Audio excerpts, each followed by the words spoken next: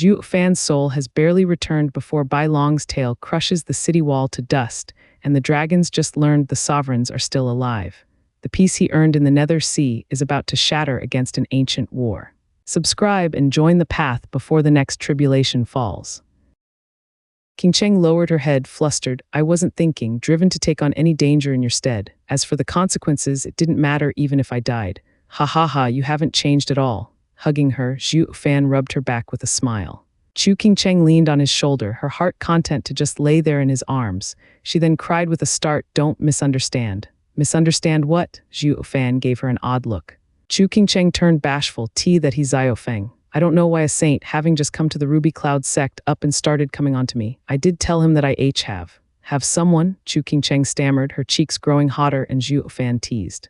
Qingcheng just gave a meek nod, but then she turned sad. That guy just keeps coming on strong, ignoring my feelings, even pestering me every day. Like just now, he just wouldn't let me go once he grabbed me, and I just happened to meet you here. So I'm saying not to misunderstand, there's nothing between us. I know, caressing her hair, Zhuo Fan smiled, like I said you're mine, but not in the sense of possession. I always believe you felt the same way about me. That's why I never doubted for a moment, nor misunderstood. You have nothing to explain. Not expecting him to say that, Qingcheng was filled with warmth, then she hugged him tighter with a gratified smile. Zhuo Fan, thank you. It's only natural. Zhuo Fan patted her back, feeling bloodthirst creeping in from inside.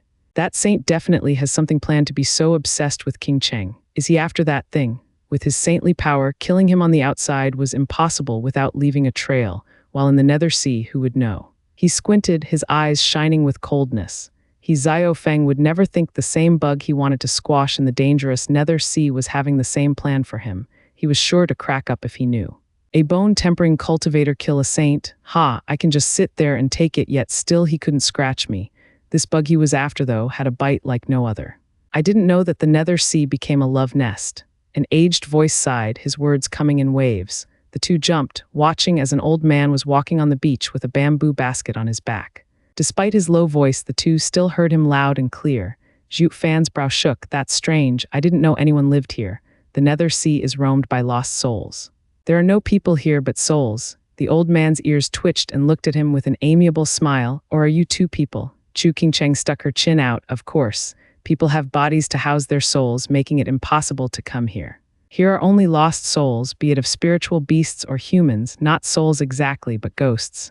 The old man smirked. You just don't realize you're dead yet. The souls of the dead from gruesome battles or from detonations are fragmented, slowly pieced together in the Nether Sea. With that state comes loss of memories as well. In time they will come back, though no rush, ha ha ha. Zhuo Fan mulled his words. So even detonation doesn't erase you, recovering your soul in the Nether Sea? He asked. Senior, do all who had their soul scattered can reform here? Not always. The Nether Sea isn't infinite and can only hold so many roaming souls. It's all up to fate. The old man shook his head and smiled. The fortunate fragmented souls coming here have but a glimmer of hope at survival and reincarnation. The Nether Sea is under the Nether Sovereign's control. He can save some but never all. The nature of all living beings is to perish, while reincarnation is earned. The dead should not feel resentment, for that's how it is. The two nodded. Yes, living brings many trials that born resentment. Does the Nether Sovereign's seat of enlightenment wash away this resentment? Rumor has it that the Nether Sovereign controls life and death, becoming feared like the king of hell. Maybe he is actually a man capable of great compassion or love instead. How did you two kids die? If you want to cross the sea, I can give you a ride. The old man smiled. Cross the Nether Sea? Zhuo Fan started. The old man nodded. Cross the Nether Sea to shed all mortal concerns. You have to let go of everything from the living realm and pass the Nether Sea to have a chance at reincarnation. Let go. Memories, feelings, love, friendship, hate, anger, revenge, greed, everything. Are there any unwilling to cross? There are plenty of those staying here in the Nether Sea. Many couples just like you were around that ended up food for the sea beasts to absorb their soul's energy. Does that mean crossing get us reborn? Crossing takes a whole month, time in which you shed everything from the past into its waters, for the chance at being reborn. Once you reach the other shore, any vestige of the past that you clung to as you crossed would result in your soul vanishing from the Nether Sea. Scarce are those truly worthy of being reborn. The Nether Sea was just a transit hub where one shed their past life. By letting go of everything, one would begin anew, a clean slate.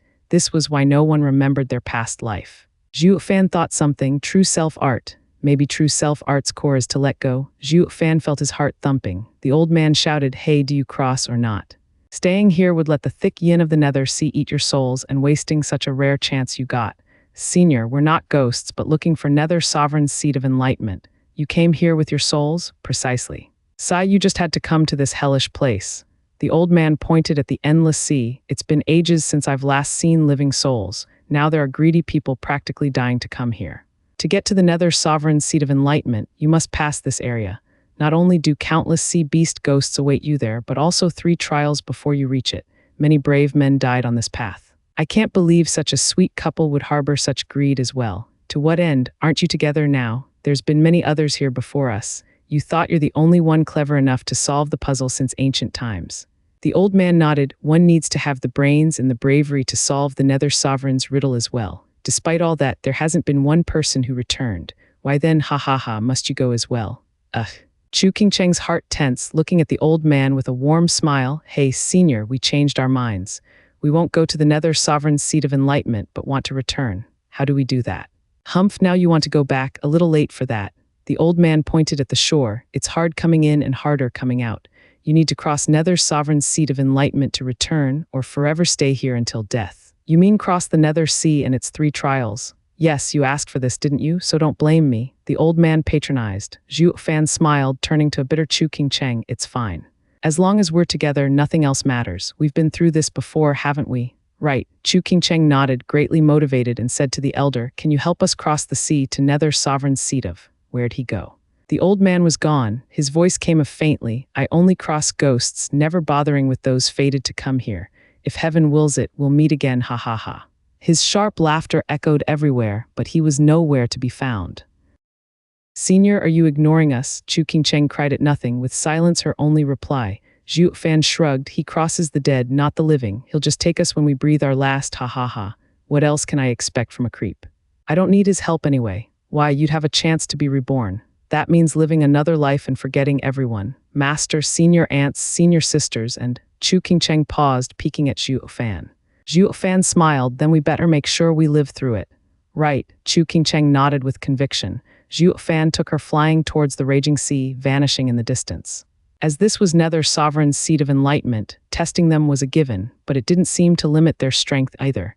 Except for their earthly vessels, they maintained all their power. Chu Qingcheng didn't know this little tidbit, looking oddly at him flying. "You can actually fly here. Maybe the Nether Sea has something to do with it, making me feel so light. There's no way I could fly outside. That would make me a ghost, ha ha ha."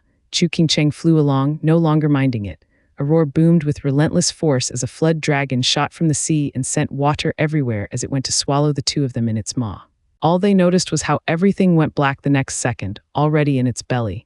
It then went beneath the surface once more and swam without a care. The other sea beasts knew to stay clear. As it cruised, the flood dragon halted all of a sudden and writhed in pain. Bam! The sea exploded as the flood dragon's back got ripped off from inside, and black flames shot out from the wound after turning its insides to charcoal. Zhuo Fan took Chu Qingcheng outside, his eyes flaring in a dark black flame. Chu Qingcheng cried, "Zhuo Fan, you're amazing. That was a 10th level spiritual beast, yet you just came out of it like nothing. How did you do that? And what was that black fire? Maybe turning into a soul made me stronger." Zhuo Fan gave a sheepish smile. "I certainly have no clue." Chu Qingcheng gave him a long look, but let it go in the end. Just that this bone-tempering cultivator got stronger and could even fly after coming to the Nether Sea. Turning into a ghost makes you stronger. Why not me as well? Roar. Roars came after noticing the commotion here, and the Nether Sea boiled. A flood of spiritual beasts scrambled over, each 1,000 meters long, all surrounding the 2 tiny human souls. Chu Qingcheng watched the beasts she only witnessed in the sex paintings and paled with fright.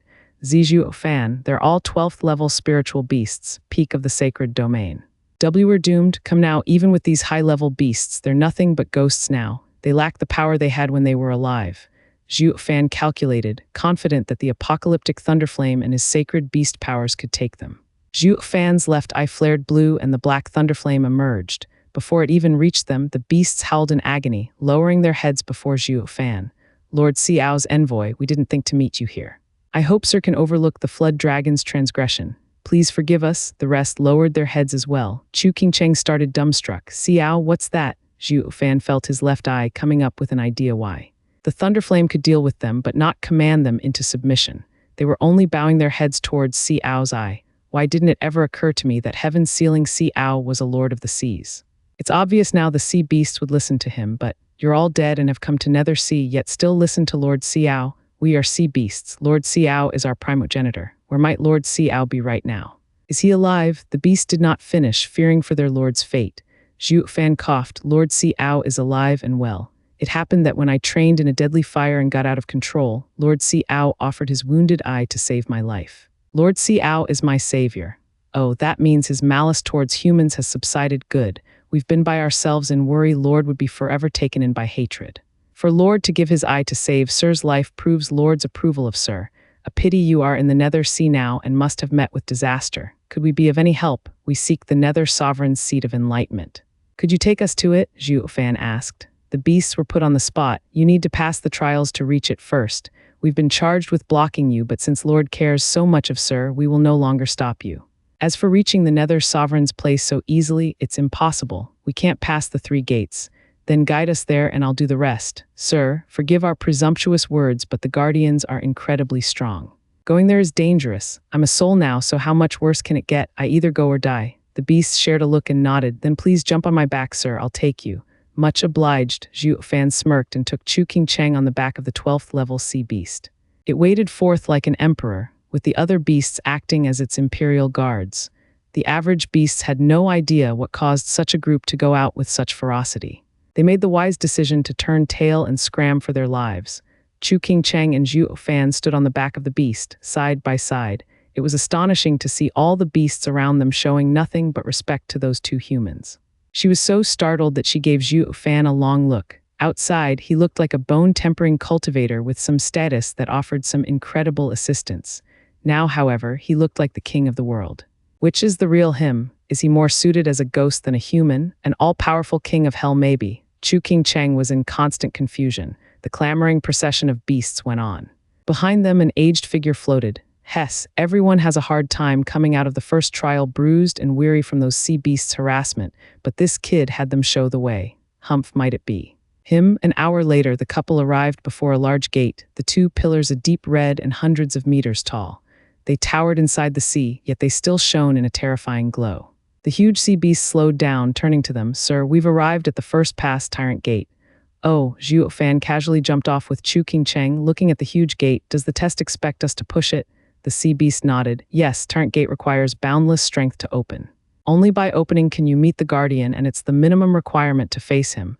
Many others got stuck before this gate, even saints. SSS Chu King Cheng gasped in worry. Don't worry, those saints had to deal with the sea beasts while opening the gate, so of course they couldn't manage. We're safe now and can go all out. Zhuo Fan consoled her and walked up to the gate to give it a push. It creaked but didn't budge. Zhuo Fan nodded. It sure is heavy. I'll need to use everything I have or I can't even push it a crack. Zhuo Fan closed his eyes and reached out his hands with his right shining red. To open the gate, using Kilin power was a must. Despite a soul, his connection to his body was still there, and he could borrow Kilin's strength, just as he borrowed the apocalyptic Thunderflame Eye's fire. Outside of the Nether Sea, Zhuo Fan sat cross-legged near a pillar of light. His right hand began to shone a bright red, making the air shimmer around him. The enchanting empress looked on curiously. Bali Yuyu and Shuenger turned grave. It's strange how he keeps swaying and shaking. Did something bad happen inside? Bali Yuyu whispered to Shuenger. I'm going in to help. Watch over him. Giving the enchanting empress a cautious look, Shuenger nodded. Bali Yuyu sat down and a shadow came out of her body, shooting into the pillar and up toward the Nether Sea in a blink. On the seabed of Nether Sea, before the Tyrant Gate, Zhuo Fan's right hand shone a bright red as he slammed his palm on the heavy door with extreme focus. The water churned under the power for 1,000 miles. Waves reached higher and higher, with fierce winds blowing over the sea's surface. Many of the caverns deep below the surface up and crumbled under such magnitude. The low sea beasts scattered in fright, running for their lives. The huge gate, however, didn't even budge. Zhuo Fan gave the huge slabs of stone a look and his eyes hardened. Setting into a stance, his right shone even stronger as he gave his all. Even on the bottom of the icy Nether Sea, he was actually sweating. Despite his efforts, the gate would not open, not even a crack. Chu King Cheng was restless, wanting to lend a hand. But her frail body, even in Genesis stage, was like a feather against such a mountain of rock. Zhuo Fan was spent, huffing hard as he gave up opening it. Wiping his brow, he said, "Never mind, with the gate so thick, strength just isn't enough to move it. What do we do now? Chu Qingcheng asked Zhuo Fan, since we can't even pass the first trial. Do we go back? Zhuo Fan grinned. The Nether sovereign set up this trial, but since opening won't work, avoiding the problem altogether should do the trick. Trick? Yeah, Zhuo Fan smirked, staring at the huge gate. His right eye shone with black flames, apocalyptic thunderflame eye, boom. With a huge explosion, black flames shot at the huge gate and burned a 2-meter-tall hole in it, like a mouse making its own way in another's home. The sea beasts started and looked at Zhuo Fan with amazement. Lord Xiao chose an outstanding human. This gate has never been opened until now, but what will the Guardian think of this method? A 12th level sea beast sighed, speaking earnestly, Sir, inside is the Guardian. You are the first person to see him, best of luck. Thank you. Zhuo Fan cupped his hands at the spiritual beasts, taking the stumped Chu Qingcheng's hand and going inside. The spiritual beasts got rowdy as they left. Shouldn't the first gate be pushed open to pass it? Will this method work? Regardless of fairness, it's up to the Guardian to decide. The leading spiritual beast sighed, I just can't believe someone can actually make a hole in it. Is it that ridiculously easy to break? When I reached it, I slammed into it until I was battered, yet still couldn't even crack it. Now, haha, Lord Xiao's envoy is truly amazing. The other spiritual beasts bobbed their heads. Their admiration was short, for a howl came from the burned hole. You have some nerve making a hole in my gate. You broke the rules, and now you shall pay. The spiritual beasts looked worried. Guess it wasn't fair after all. Sir will have an even harder time passing through here now. In an empty and large hall, the only decoration was a rotten chair. A scowling and built man sat on it, looking to be in his 40s, having a beard and mustache. His deep eyes were filled with wrath as he snapped at the two people in front. Chu Qingcheng jumped in fright, with Zhuo Fan cupping his hands. Senior, we've come to pass the trial, but not for the Nether Sovereign's treasures or legacy, only to live. You have your problem and I have my solution. By passing that gate and reaching you means being halfway to solving it. Why do the means matter? I don't want to care either. If you had done it in a more honorable way, then passing me would have been easier. Then the large man showed a vague smile. Only you did it through a trick, making passing me as well that much harder. Sometimes using tricks to solve your problems is the worst choice, especially in serious matters. Do you understand? Zhuo Fan shook, hearing him but not being able to understand. So he cupped his hands again. Senior, how then are we to pass you? Beat me. What? The big man snickered at the two. If you had pushed the gate open, beating me would have been easy, while now ha ha ha. What about now? Zhuo Fan shouted. Enlighten me, Senior. Zhuo Fan shot for him on the offensive with his killing arm shining brightly, only to find himself flung back, repelled by some force, flipping through the air many times. The big man still sat on his chair with a taunting gaze, 2 fingers outstretched. How is this possible? Zhuo Fan was shocked and his heart sank. His attack was a mere test, which was why he used the killing arm and not the other killing moves or sneak attacks. This test had him floored. He knew the might of his arm very well, with even a saint wanting to avoid such raw power. This man, however, merely flicked him. What made it worse was he felt nothing else than strength. Zhuo Fan grew grave, calculating how to overcome this difficult opponent. Whoosh. Chu Qingcheng flashed before the big man, slapping at his chest with her cold attack. Qingcheng, don't, Zhuo Fan shouted. You're no match, don't irritate him. It was too late. The big man mocked, sparing her but a glance. Girl, stay out of this. His voice turned into a storm as it flung Chu Qingcheng out of sight in an instant. Zhuo Fan cried out, Qingcheng. Where did you throw her? To your destination, the Nether Sovereign's seat of enlightenment. The big man laughed. Aren't I nice? Since you like tricks so much, here's your chance to use them again, by sending you straight to the destination without having to pass the trials. Though it's hard to say how the Missy will be treated when she reaches it, ha ha ha. Zhuo Fan's heart sank, clenching his fists and letting his right eye shine in one golden halo. Divine Eye of the Void's first stage, Shift. Whoosh, he popped up in front of the man's face, with his right eye now glowing with 2 rings, while his left burned with the black thunderflame. Divine Eye of the Void's second stage, Thunderflame Void Annihilation. Who the deadly flames shot for the man like vipers, the short distance making dodging impossible. Boom, the black flames ran rampant. Zhuo Fan drifted to the floor, staring at the raging blackness. He refused to believe this expert would offer himself up to be blindsided like this. The fact that his face showed no fear, no shock, no reaction to the black flame's sudden attack left Zhuo Fan increasingly uneasy. Bam, like he expected, the black flames scattered, revealing the untouched man still sitting in his chair. Reality still proved to come as a shock, despite having considered this outcome. The black flames never failed him, destroying anything they touched, yet they couldn't harm one hair on this big man. The man laughed at his stumped face. Divine Eye of the Void, killing strength, and then there's this black fire. All are amazing things, but none mastered, unable to showcase their true talents. Kid, craftiness does not equal enlightenment. Go back, Zhuo Fan was grave. You have set King Cheng off ahead and you want me to return just to die? Not happening. I don't want to become a ghost here, wandering the Nether Sea for all time. Zhuo Fan flew once more, his eyes flickering with a black glow as he stretched out 2 fingers. A devastating sword energy gathered. Apocalyptic sword, Heaven Butcherer. Whoosh. Zhuo Fan learned to combine the 5 sword arts into the apocalyptic sword from Sword Child. The black wave of death looked to come to reap all lives in existence. The big man's brow shook for once, laughing. So you weren't just a mixed bag, ha ha ha, going quite far in understanding the sword's sovereign swordsmanship and actually surpassing it. However, it won't change anything. Tyrant's fist. Bam. Instead of 2 fingers, the man used a punch, striking the black wave to pieces. Zhuo Fan took the brunt of the backlash and got sent flying out of sight. The man pulled back his fist and looked down with a chuckle. To think I'd be up to tricks as well, using Emperor stage strength when up against a spirit king. The boy should have passed me, but I didn't achieve my goal, ha ha ha. As he lowered his hand, a white mark was on it. Ah, Zhuo Fan shouted from being sent flying under that huge power. Through the hole he burned and into something soft, only kept on his feet thanks to a large hand holding him. Huge heads appeared around, looking at him with worry. Sir, are you all right? Sir, did he hurt you? Sir, what about the girl? Where is she? The spiritual beasts chatted, but he had no mind to focus on the kind sea beasts. He stood up, checking his wounds, only to find none. He didn't hurt me. That backlash should have at least left me bleeding inside, if not outright dead. Zhuo Fan was puzzled, asking the beasts, who is he and how is he so strong? He knows so much about Heavenly Sovereign, Sword Sovereign, and Killen. Well, the beasts looked away. All the chatter died out on the spot. Zhuo Fan stared hard at them, figuring out that they knew the answer. He threatened, didn't you respect Xiao in life and death? I am asking here as his envoy and you don't respond. Lord Xiao knows we can't say anything. One spiritual beast answered, with the others bobbing their huge heads.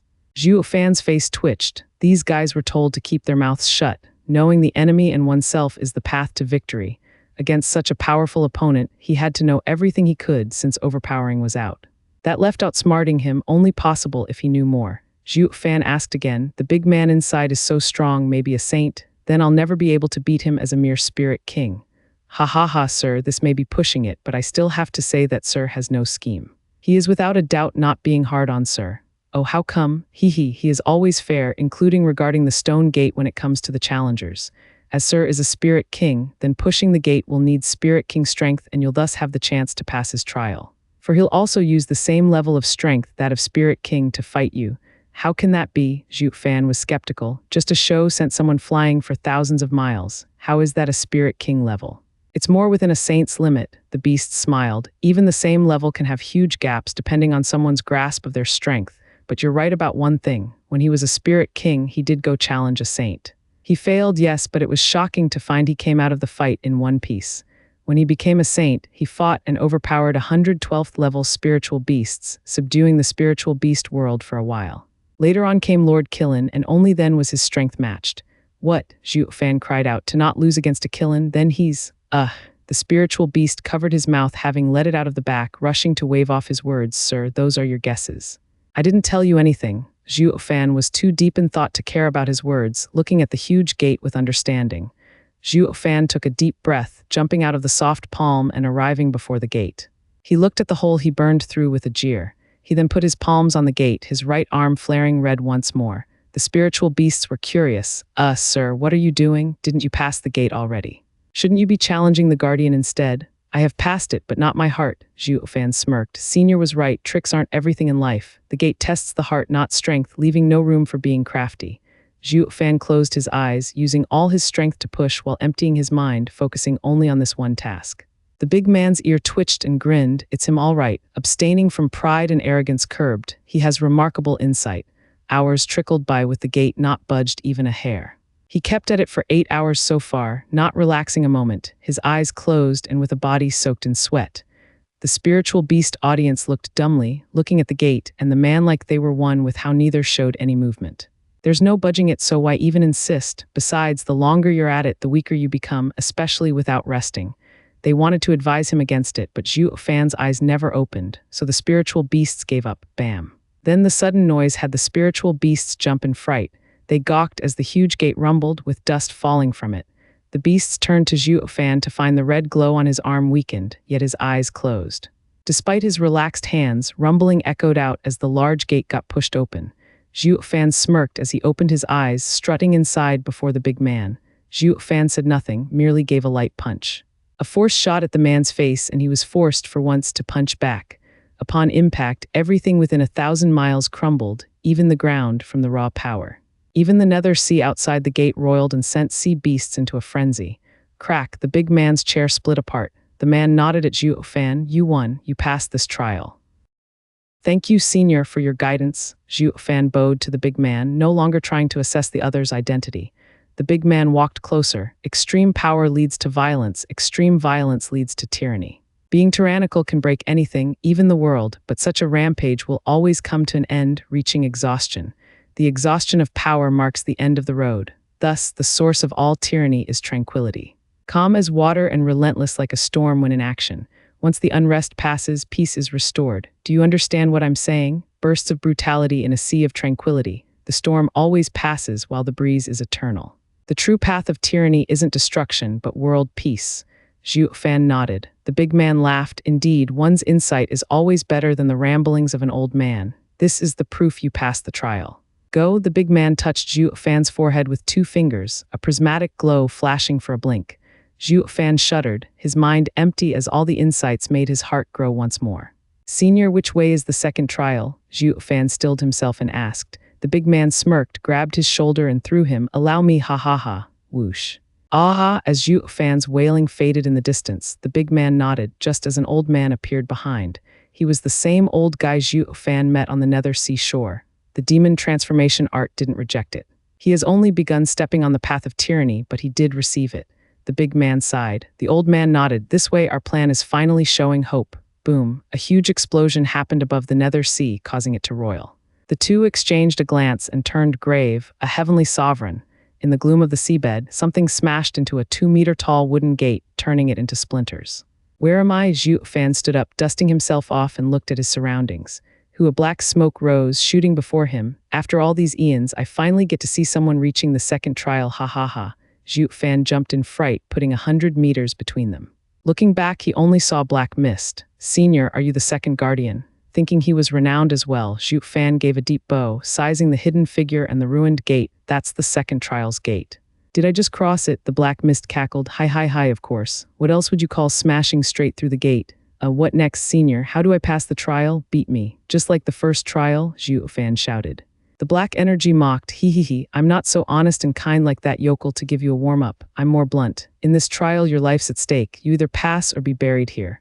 Zhuo Fan shuddered in shock. Having passed the first trial, he knew the Guardians were great men. The big man had no intention of killing him, instead guiding him on a new path. This man, however, went straight to a deathmatch. I know nothing about him.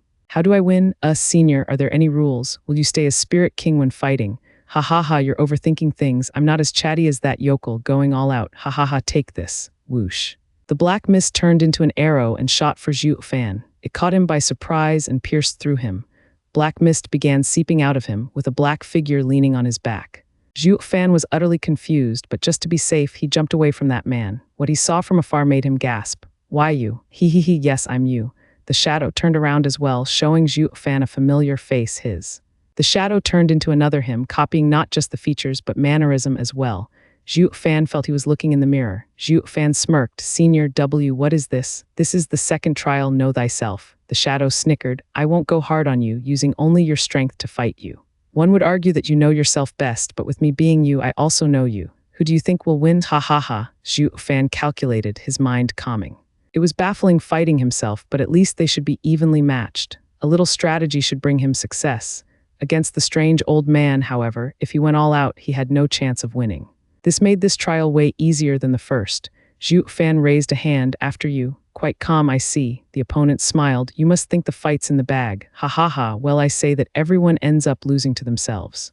Throughout life, no matter the strength one has, their true opponent is no one but themselves. The man's eyes shone and waved a finger at Zhuo Fan. Apocalyptic sword. Whoosh. A black sword wave shot straight for Zhuo Fan. Zhuo Fan panicked. He copied my skills too. The apocalyptic sword art only came to be from the insights in the other 5 sword arts. He only just grasped it. Even if the other was at sword sovereign's level, even he would need time to learn it. This was impossible. When sword is built on their insights, how can? He had no time to answer all these questions, for the deadly wave was upon him. He extended 2 fingers and retaliated with the apocalyptic sword art as well. Bam! The deadly attacks rumbled the world around them on contact, making the sea boil. Zhuo Fan staggered back twice while the other stood still. How is that possible? Zhuo Fan gasped. Isn't his strength the same as mine? Why did he win that exchange? The man snickered. They say you know yourself best, but you're the most oblivious of yourself as well. Zhuo Fan, do you still think you can win? Zhuo Fan grew grave, his eyes cautious. His arts were copied, his strength too, but what was worse, he knew him better than himself. Winning won't be easy. Zhuo Fan found his greatest opponent. Whoosh, the copycat vanished, appearing behind him.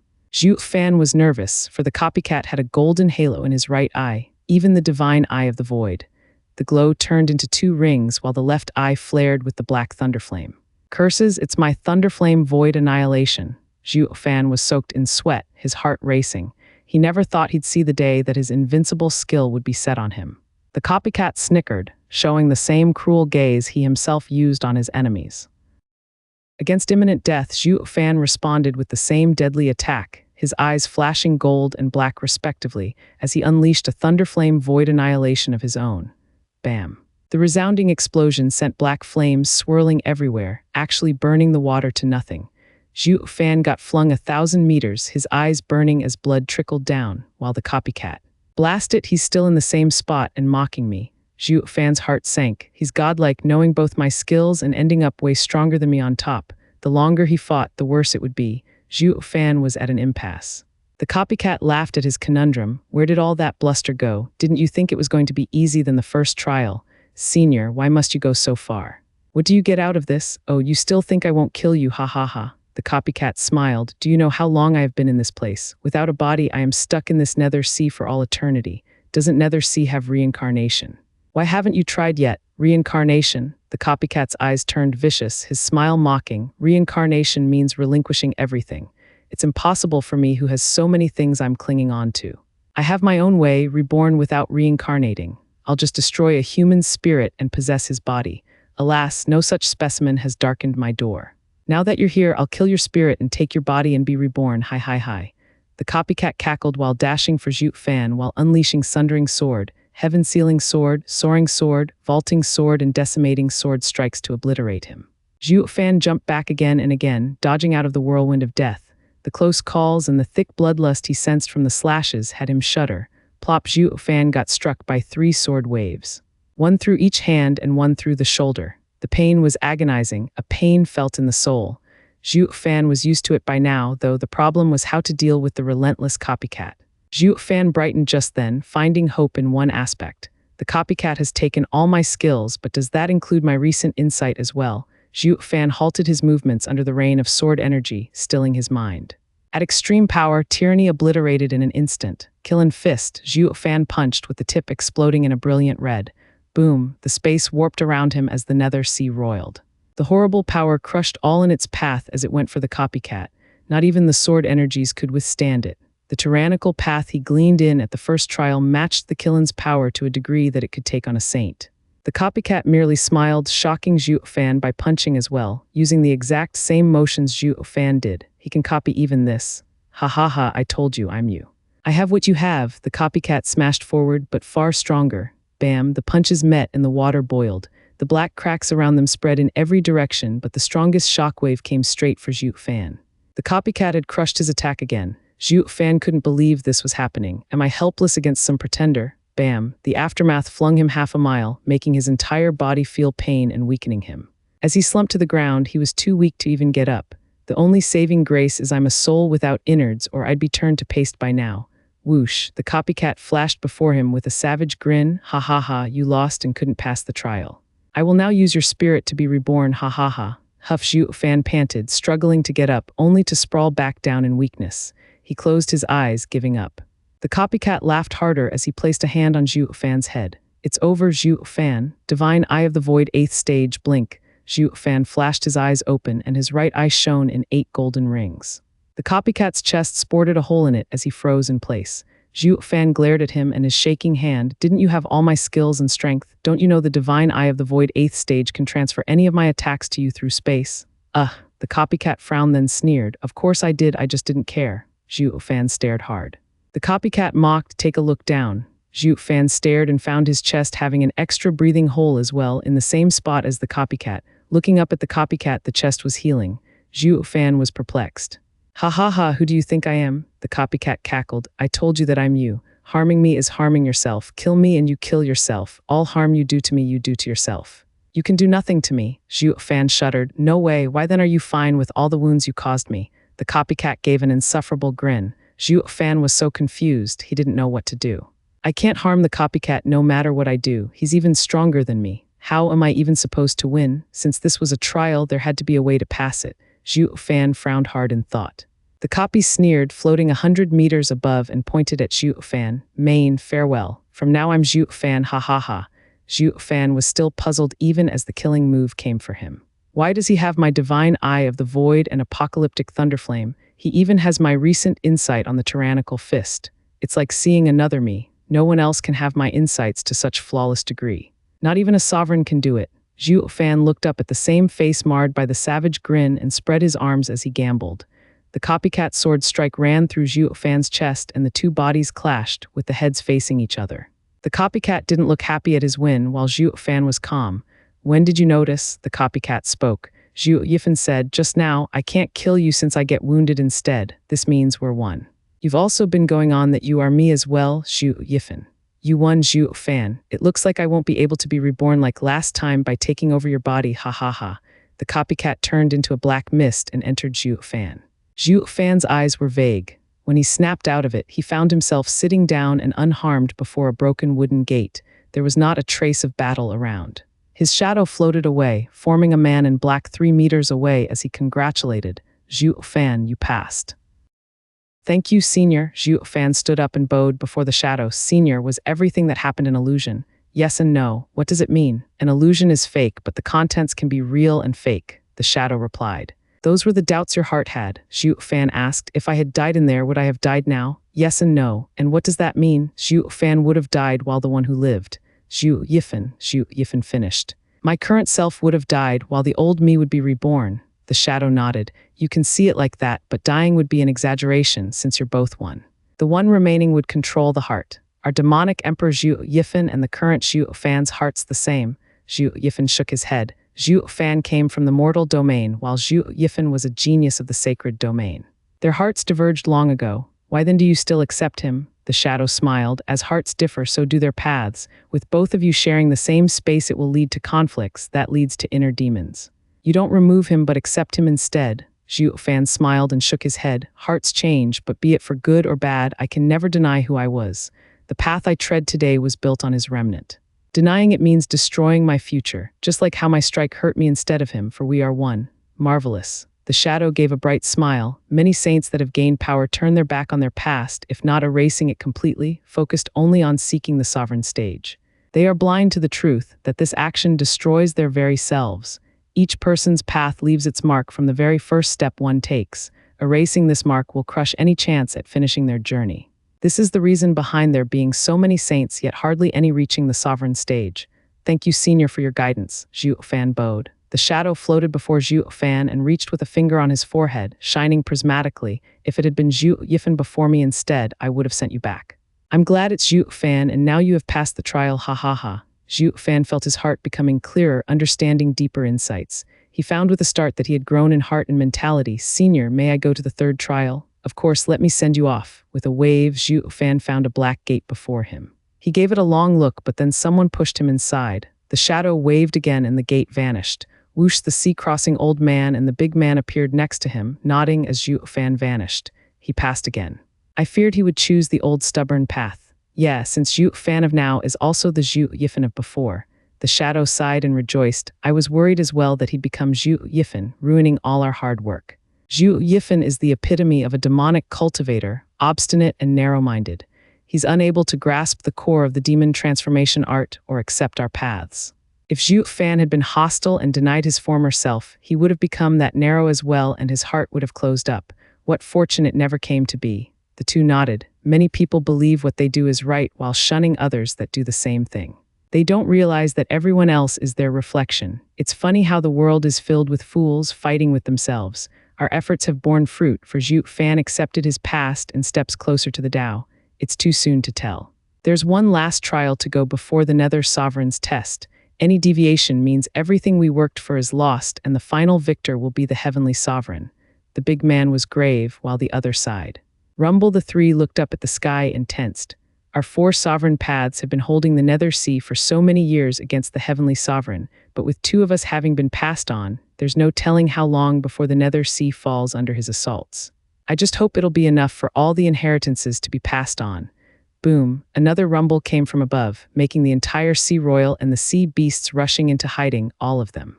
Zhuo Fan slammed into the ground once more with a familiar cry. This place was way weirder than the last ones. There were pinwheels, wooden horses, swings, rocking chairs, and many, many more toys. Zhuo Fan's face twitched.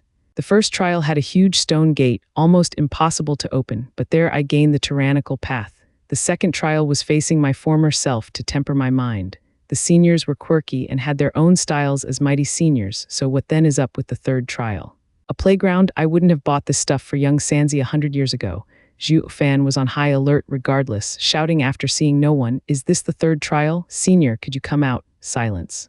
Zhuo Fan searched around, but there wasn't any sign of any man around. Wuxia shadow flashed behind that startled Zhuo Fan. Looking back, there was no one there. Pa. Another person appeared behind him again, and Zhuo Fan swished around, but still no one. "Senior, please, enough with the games. You have enough power to toy with me to death. Ha ha ha, I am close to dying of boredom, all alone for so many eons. Don't worry, I won't get tired of you anytime soon." A child's voice echoed, making Zhuo Fan flinch. Looking back, he still found no one there. "Senior, does passing the third trial imply beating you as well?" "Why beat me?" The child giggled. "Since you want to pass, the goal is hide and seek. You find me and you pass. Hide and seek." Zhuo Fan frowned. "Isn't that just random?" "Is that what you think?" the child started. "Then let's play with the wooden dolls. When to pass." Curses, now the topic changed at random. There's no logic behind it. Unlike the other 2 seniors, this guy's all over the place. "Is this the third trial's guardian?" Zhuo Fan's face twitched and shook his head. "Senior, can you please not joke around? I really want to pass, but isn't this a little beneath you, beneath me? A big guy like you wants my respect." A figure flashed before Zhuo Fan, an 8-year-old child. He might look like that, but the eyes hid wisdom, while the face showed pride as he looked down of sorts on Zhuo Fan. Zhuo Fan had a weird feeling. It was like meeting young Sanzi again. He should have called young Sanzi a senior back then as well, but it was just too hard to say that to someone so young in body and mind. "Oh, senior is a dead sacred beast as well. Hey, I'm human all the way." The child huffed and stuck out his tongue. "Buddy, ever heard of the best talent in antiquity?" "Best talent?" Zhuo Fan mulled. "Isn't that the Heavenly Sovereign? He's the first among the 10 sovereigns. Bah, his cultivation is the greatest, but he's not the best talent." The child turned smug. "Talent is excelling in youth, achieving in their prime, and continues to dominate in their seniority. Look at me, my looks, my everlasting youth. Aren't I an excelling youth? The Heavenly Sovereign has nothing on me. He can only stay in his 20s at best." In other words, he got his success at 20, reaching a cultivation enough to not grow old only then. "But me, I got it all at 8. Who's the genius now?" Fan sized him up and shouted, "I heard that among the 10 sovereigns, the last one is the child sovereign, having found his path in youth. Can it be that, sir?" "Hey, leave that last part out." The child sovereign's face twitched and sneered. "We're all sovereigns yet talk behind another's back. Especially those 3, having no shame calling themselves the top of sovereigns. And when it's my turn, they label me as the runt. Couldn't you have come up with the ultimate talent instead?" "Are you looking down on me because of my looks?" Zhuo Fan chuckled, bowing with respect. "Forgive me, sovereign. But even so, sir is still a sovereign, a realm all want to achieve and never could, even if they get a poor title. I'd rather not hear you saying that about me. I'm not much worse than the other 9 either." The child sovereign flared his nostrils, looking at Zhuo Fan with a cold gaze. "Buddy, did you come to pass the trial?" Yes, just go home, you won't make it." "Why?" "I didn't even try." "You're still asking why? Because you mentioned that title, that's why." "Humph." The child sovereign stuck out his tongue. "You called me last, so I'll keep you in the Nether Sea until you rot." Zhuo Fan sighed. The child sovereign looks like a kid, but he's been a sovereign for countless eons, unlike Gu Santong. So how can he still act like one? Just how did he become a sovereign anyway? What's his path? Regardless, he's being hard on me on purpose. At least I've been through this before with young Sanzi. Maybe I'll just coax the young sovereign. Just what made them stay the same after years and years. Us sovereign, that was but a slip of the tongue. In truth, everyone respects and admires Sir the most among all the others. Zhuo Fan beamed, putting on an amiable look as he sucked up to him. There has never been one with more talent than Sir in all of history. There hasn't been any youth achieving their paths for so long. Even my godson, Gu Santong, it was because he was a young sacred beast that he had so much power, but he also grew up in the end. Only Sir Forever Young can outclass all the other sovereigns. They must be jealous of your talent to call you last. But Sir isn't last to me, you are the first. Child Sovereign gave a wide smile, truly, more real than you and I. Just with your youthful looks, none of the others can match. They must be dying with envy, ha ha ha. Zhuo Fan smirked, running his mouth. It was an amazing feat attaining one's path at such an age, making him unique, but no one wanted to be stuck as a sniveling brat. The child sovereign's talent was incredible, but he was stuck in this form and could only console himself. Why would any other sovereigns ever be jealous of a shorty? Even Zhuo Fan wouldn't want to be like him. The child sovereign nodded, being as simple as his name implied, making a little flattery work on him. Right, you have good eyes, pal, so you want to pass, I'll give you a hand. Since you adore me so much, I can let you go through, no trouble. But before that, I am guarding this trial on behalf of the Nether Sovereign. I have to play my part or he'll nag me later. Please do, Senior, Zhuo Fan rejoiced. The other trials were dangerous, but both got him something great. The last trial had to be up to par as well, and he was looking forward to it. Child Sovereign beamed, so I'll go easy on you by playing catch. Grab me and you pass. Zhuo Fan's face twitched, shaking his head. Sovereign, isn't this too easy? Does Sir have a deeper meaning behind the children's game? What else can help you pass? Oh, only passing. Zhuo Fan felt let down for overthinking it.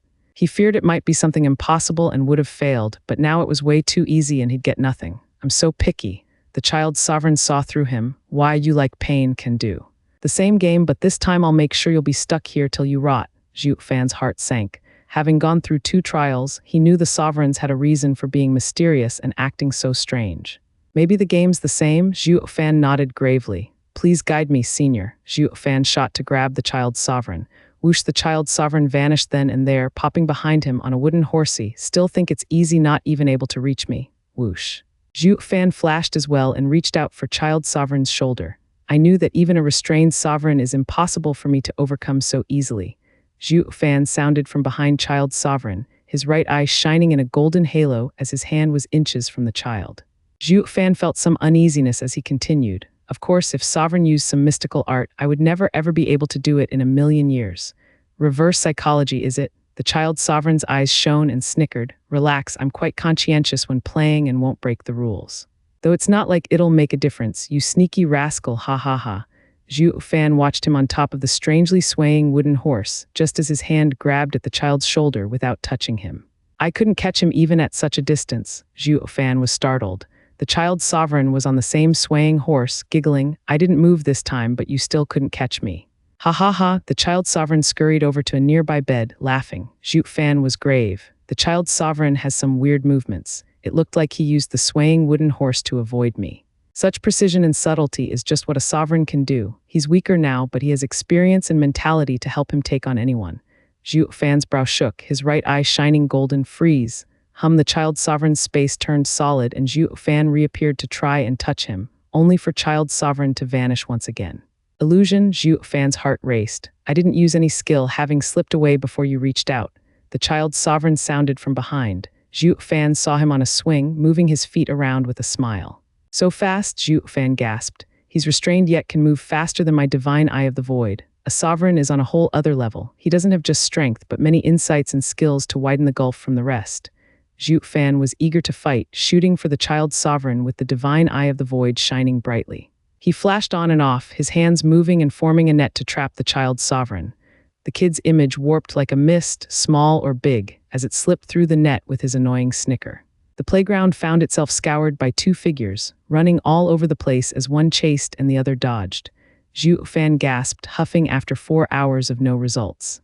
The child sovereign was giggling still from the swing. Brat, tired already? Look at me, I'm not even out of breath. You're a sovereign, how's that a comparison? It's just catch, yet you've been up to your old tricks and guile all this time. Of course you'll wear out. The child sovereign sighed. Pal, do you know the best animal to catch a mouse in his den? Zhuo Fan said. A cat. Fool, the mouse itself. The child sovereign mocked. You only want to catch me, not play along. Since you can't go along with the flow, how can you catch me? Do you even know how or where I'm dodging? Zhuo Fan shuddered, his mind abuzz. Fan took a deep breath and closed his eyes. When he opened them, they lost their edge. The child sovereign nodded. Again, sure, Zhuo Fan shouted as he smiled and went after the child sovereign. He still couldn't touch him. However, he no longer looked so stressed out, but casual as he went after child sovereign again and again. He got so into it, Zhuo Fan forgot how many times he'd been doing it and instead enjoyed the game just for the fun of it. Zhuo Fan ran all over the place, finally feeling that the child sovereign was almost within grasp. Zhuo Fan's hand missed the child sovereign, but then he grabbed out of reflex to his side, actually feeling flesh. Zhuo Fan looked back at the child sovereign's smile. I got you, congrats, you passed. The congratulations no longer sounded childish, his face turning mature as he nodded. Zhuo Fan said passed. What? Then it hit him that he had been playing the child sovereign's game to pass the third trial. He was just so engrossed that he forgot about anything else as he chased the sovereign around. You've accepted the new change of pace, good. The child sovereign sighed. Now wasn't that fun playing a game? Wasn't it great to forget all your worries? Zhuo Fan nodded. The child sovereign sighed at the sky. Kid, I'm the best talent in the world, having found my path since very young.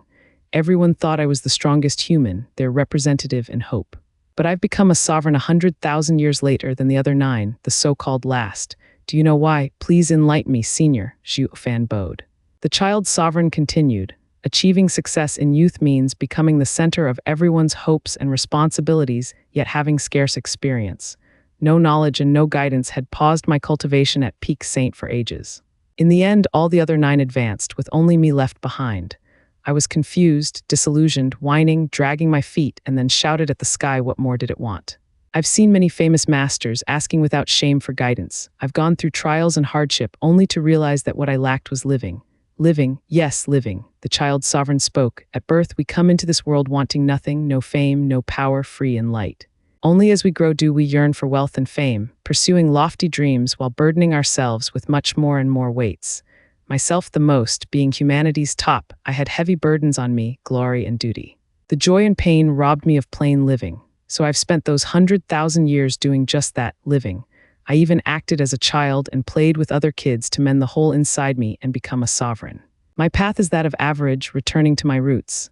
The child sovereign faced Zhuo Fan and patted his shoulder. Brat, no human starts off burdened. All the worries you have are things you pick as you pursue your goal. By picking them up, you need to learn to also let go of them. Haven't you done just that since now? Return to your roots, that of an innocent child. Observe the world and you will catch me. I can't thank you enough, senior, Zhuo Fan bowed. Child sovereign smiled and pointed 2 fingers on Zhuo Fan's forehead, flashing prismatic. This is your proof to reach the Nether sovereign's seat of enlightenment. A harsher test awaits you. Zhuo Fan shuddered and felt a cool feeling taking over his heart, bringing him peace. A sovereign, where might the Nether sovereign's seat of enlightenment be? Zhuo Fan bowed. Child sovereign smirked and pointed at a wooden horse. Giddy up, it will take you there. That, Zhuo Fan winced. Sovereign, don't you have anything normal instead of a toy? It's not flashy enough. I got a wooden lion with a royal air if that's more of your style. That won't be necessary, Zhuo Fan sighed. It's not gaudiness, just that going on a wooden toy to see the Nether sovereign is a little lame. What's so lame about it? I always go over there like that. The child sovereign glared at him. Didn't I tell you to let go? You expect to reach your path clinging onto all those biases from the secular world. Fine, since you won't go home. No, I'll take it. Zhuo Fan rushed to stop him, putting on a grimace as he got on the wooden horse. He struck a funny image, a grown man riding a children's horse. He still looked stylish though. The child sovereign burst out laughing. Zhuo Fan sighed. Sovereign, you must be bored to death using games to toy with me, but I can take it, for I respect my seniors. Better keep that to yourself and have your last shred of decency, ha ha ha. Go, Pa, slapping the horse's butt. The wooden horse shot forth like a shooting star. Zhuo Fan was gone before he knew it. The child sovereign smiled. This leaves the Nether sovereign's side. Old friend, it's up to you now. Boom, cataclysmic explosions rumbled as the sky cracked and the Nether sea boiled. Child sovereign sighed. Heavenly sovereign, you're here. The child sovereign vanished. He reappeared high in the sky along with 3 other figures. They said with urgency, how was it? Did he pass? Isn't it obvious since I'm here? The child sovereign looked at the sky and at the spreading cracks with clenched fists. How long will it last? The trio shook their heads. Heavenly sovereign's divine eye of the void's second stage, void annihilation, is designed to break barriers. With only one sovereign path remaining, with the Nether sovereign linking with the Nether sea, I believe it would last at most 1 hour. In other words, the Nether sovereign must pass on his life and death path in this short time before all is for naught. The child sovereign ended. Dark clouds loomed in the horizon, with a minute light trailing among the gloomy weather. How's this wooden horse so fast? The biting winds made Zhuo Fan's ride unpleasant, shocked at the toy's speed. In moments, he was on a bleak mountain, with a stone platform made up of 3 square meters black blocks. A wooden cross stood tall on the platform, with a familiar figure tied to it struggling to break free off those bonds. King Cheng started and cheered Zhuo Fan. The image of Zhuo Fan on the wooden horse left her speechless.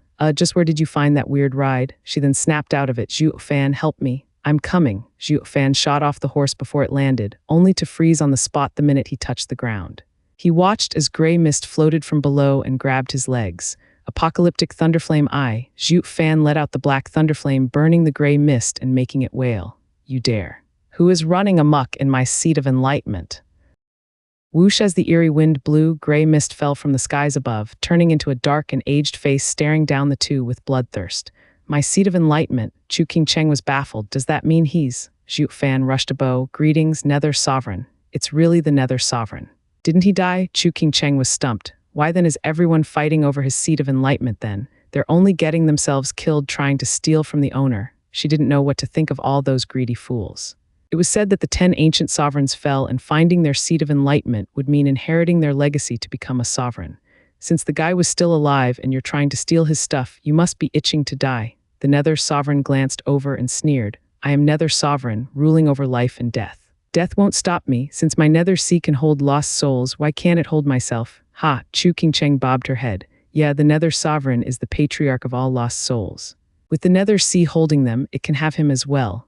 Those out there must be unbearably naive to go after the Nether Sovereign's stuff of all people. But we were not here to take anything, we just got involved by accident. What a cruel fate, Senior Nether Sovereign, we have come here by accident and only wish to return to our world and not take anything. I hope Sir will pardon us. Zhuo Fan bowed. As per your demands, I passed the 3 trials. Please let us go. King Cheng bobbed her head. The Nether Sovereign sneered. Trials? Right, I did set those up so one could see me by passing them, but that does not guarantee you'll get to leave with your life. A chance isn't the same as certainty. It's all up to my mood. Senior Nether Sovereign, are you perhaps happy now? Anything but. Why? Zhuo Fan and King Cheng asked. Nether Sovereign scorned. You expect me to smile when some brats barge in, messing up my concentration. Rumble a boom came from up above, and the Nether Sovereign turned grave. However, I won't go hard on you and shall give you a choice. One of you shall stay and one can return. You choose. I'm staying, both shouted at the same time. The Nether Sovereign cackled. Ha ha ha, that was quick. Was I being too easy, perhaps? Then here's another. Senior, you're a renowned sovereign. How could you not keep your word? King Cheng tensed and looked at Zhuo Fan. Since you're letting someone go, let him. I will become a lost soul. Zhuo Fan remained silent because he knew the problem was simple and complicated. Neither of them wanted the other to become a lost soul. The Nether Sovereign had brought up this question because he already had a solution in mind. The Nether Sovereign smiled. I told you that you have a chance to walk away alive. Since you couldn't choose it, let me help you. The Nether Sovereign's eyes shot 2 gray rays that created a huge hole in the air. Howling and booming came from beyond. The 2 of them saw familiar people running, chased around by a tide of shadows. Zhuo Feng and Zhao Chen were being hounded by the Nether Sea's souls. Bali Yuyu was there as well. What's she doing here? Zhuo Fan was worried. The Nether Sovereign turned to them. Your enemy and your friend are there. Now, since only one can live, who will you choose? Zhuo Fan fell silent. Between him and King Cheng, he would pick King Cheng without delay. His life was his own and didn't matter what happened as long as he passed on with clear conscience. But Bali Yuyu's sudden entrance made it harder. Dying because of him would make him feel guilty. Zhuo Fan never owed anyone anything, and this made the choice that much harder. Go, the Nether Sovereign laughed, blowing over them and sending them among the sea of lost souls. Bam. Zhuo Feng met an old man's palm with his own, sending him reeling and his blood boiling despite being a soul. Curses, there are saint souls here. The Nether Sea is too difficult. Oh, King Cheng, you're here. You found them. Zhao Chen beat a soul and looked in joy. Steward Zhu, where did you go? We couldn't find you no matter how much we looked. Are you all right? Zhuo Fan frowned. They did not cross the 3 trials, or maybe. Were they for me? Doesn't everyone have the chance to receive a sovereign's guidance? Whoosh, a shadow appeared and struck for Zhuo Fan's back, but then a kick sent it flying as Bali Yuyu flashed on Zhuo Fan's side, rejoicing. Zhuo Fan, you're all right. Yuyu, did someone tell you about 3 trials? What trials? The minute we entered, lost souls started chasing us down, not bothering to even speak. I just thought they can't speak to begin with. Why? Oh, nothing. Zhuo Fan was grave, further proving that the tests were held for him in particular. Further, the only way to find the Nether Sea was through Sovereign Yun's globe. Then there were the Sovereign's 3 tests. Was this all on purpose? But why? I was a mere demonic emperor before. Is it because I found 9 Serenity's secret records? Zhuo Fan was confused. Ah, Zhuo Fan startled awake. King Cheng. Chu Qingcheng was still stuck to the cross, unable to move as the souls shrieked and approached. Qingcheng, he Zhao Feng shouted as well, yet was happy inside. Great, a damsel in distress in need of a hero. I don't know how she got up there or how she appeared here, but I just have to save her and her heart will be mine as well as it. He Zhao Feng shot for Chu Qingcheng, shining silver. A huge figure with 8 swords on its back appeared, almost 1,000 meters tall. A saint's unique ability, sacred body. Damned souls, leave Qingcheng alone. The huge image reached for 2 swords and slashed. Boom. Tornadoes flew from the speed and power and erased everything in their path. He Zhao Feng's image towered above like a mighty king. He sneered at everyone with pride and conceit. Well, Qingcheng, aren't I cool? Bam. He didn't get to wallow in his narcissistic tendencies, as the following boom was from an even bigger fist hurtling his image through the air. He hit the ground hard and shattered his sacred body. He Zhao Feng felt his entire body aching and turned pale. Who did that? Curses, that really hurt. He Zhao Feng panted as he strained to look up. Peak saint, there's a peak saint in the Nether Sea. He actually died. Before him was another colossal image, wearing a dark face of disdain, ignorant pipsqueak. In the great ancient war, even sovereigns fell, let alone some lousy peak saints. You dare prance before me, foolish second-layer saint. He Zhao Feng's heart sank. The Nether Sea is the Nether sovereign's domain, so of course there'd be monstrous souls. Saint, what do we do? Zhao Chen panicked in the face of such an unstoppable enemy and rushed to He Zhao Feng. Since you're a saint, you should handle it, right? Besides, he's dead while you're alive. He Zhao Feng's face twitched, his heart shaking as he found himself stuck, unable to do anything. He was the sacred mountain's young master, with lofty cultivation enough to toy with any other fools outside, as none could do the same to him. Here, though, he couldn't raise his head, for his fist was weaker. Bam. Another boom echoed as the saint's fist came for another blow. Lightning flashed, with the space cracking in places and warmth coming from one hole. That's Yang energy. He Zhao Feng shouted. That's the exit. Use it to leave. Humph, you're right about that, for no matter how hellish the Nether Sea is, a glimmer of hope will always exist.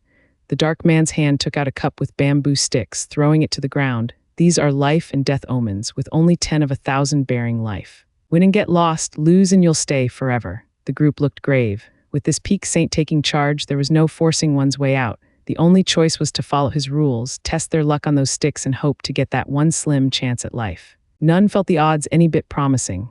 I'll go first, Zhuo Fan stepped out. Others found this situation a life-or-death case, while he tried to look beyond it and understand its purpose. Since the sovereigns set this up, I should be safe. Without a care, Zhuo Fan reached out for a stick. The others were tense and grateful. Even Zhao Chen felt admiration for the man. Steward Zhuo is a cut above the rest.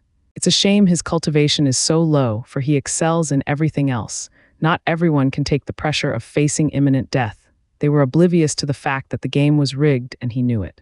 The stick he chose had the word life written in red. Good sign. Zhao Chen laughed. With just 1% chance he picked life. Steward Zhuo's fortune is beyond life, ha ha ha. What fortune? That is a total disaster. He Zhao Feng spat. Picking life means our odds just dropped, imbecile. Zhao Chen choked. No one else was eager to try their luck. In the end, Bali Yuyu finally went for it. The thin stick had a black word on it, death. Bali Yuyu sighed towards Zhuo Fan, the others tensing. Life is fortune while death is normal. But will such a blessing fall on me as well? What are the rest of you waiting? The peak saint huffed. I take it that you give up and choose to stay in the Nether Sea forever. He Zhao Feng glared hard at Zhao Chen, barking, go pick. Since the order wouldn't change anything, Zhao Chen reached out with a shaky hand, picking up a life stick. Zhao Chen was elated and laughed. He Zhao Feng's face twitched. Curses, I should have gone instead. Now the odds are lower. He Zhao Feng reached out with a trembling hand, sweat trickling down. But then he thought better and pointed at Chu Qingcheng. Wait, what about her? How can she pick one when she's tied up? She caused trouble and was tied up. She'll have to let another pick for her. Her fate is either to live or to have her soul destroyed here and now, never even able to wander the Nether Sea. What? Everyone gasped. What did she do to deserve such cruel punishment? Zhuo Fan understood everything and said nothing. He Zhao Feng's eyes shone and picked. Death. He Zhao Feng's horrified face was pale as paper. The peak saint cackled. Rotten cretin, how many souls did you kill in the Nether Sea so far? You should have been tied up as well and die at my hand. Now that you chose death, you're dead anyway. His palm flashed with unseen speed. Wait, He Zhao Feng shouted. The savage palm halted. Any last words? The stick wasn't for me but for her. He Zhao Feng pointed at Chu Qingcheng. Chu Qingcheng shook her head. No, I didn't ask him to pick for me. That stick is his. Yeah, why would you get to pick for her? B, because she's my fiancée. I decide everything about her. As if. I'm not your fiancée, Chu Qingcheng denied as she turned to Zhuo Fan. He Feng shouted with pride, "My sacred mountain supports your master and she obeys us. You were always meant for me. You have always been my child bride. Everything you have is because of me. You can just ask your master when you go back." "No, that just cannot be." Chu Qingcheng shook her head in anger. "You're just afraid of dying and are spouting crap." "No, he is right," the peak saint boomed. "You entered with your souls in the Nether Sea and manifested yin bodies. In other words, your soul's energy is under the Nether Sea's watchful eye. Any lie you say will be reflected on your yin bodies. As there is no reaction from him, this proves it is true." Chu Qingcheng shuddered, hanging her head in disbelief. "How could Master?" Zhuo Fan pondered. "They know of the sovereign path on her and they now want it. Well, can I choose for her now?" "Yes." Ignoring Chu Qingcheng's crushed face, He Feng asked for clarification. Then grinned, having extended his life for a couple more minutes. He now had another chance to actually survive this, so he picked a stick again, far more carefully. "Pa." He Feng chose from the middle and held out the stick with the red word as he cackled. "It's life. I picked life. I can return, ha ha ha. You three can return while the women will stay." The peak saint spoke. "You also have the option to give your stick to another if you so choose to. Who'd ever pick death over life? That added part is pointless." Zhao Chen sneered. As he looked around, he saw He Feng's savage grin. "W, what are you doing?" "Nothing, just wish you'd give life to King Cheng." He Feng spoke evilly. "As my fiancé, I have to save her. Screw you. Now you care, what about just now when you used her?" Zhao Chen's face twitched, cursing inside. Then he turned to Zhuo Fan. "Saint, why are you going after me when he also has one?"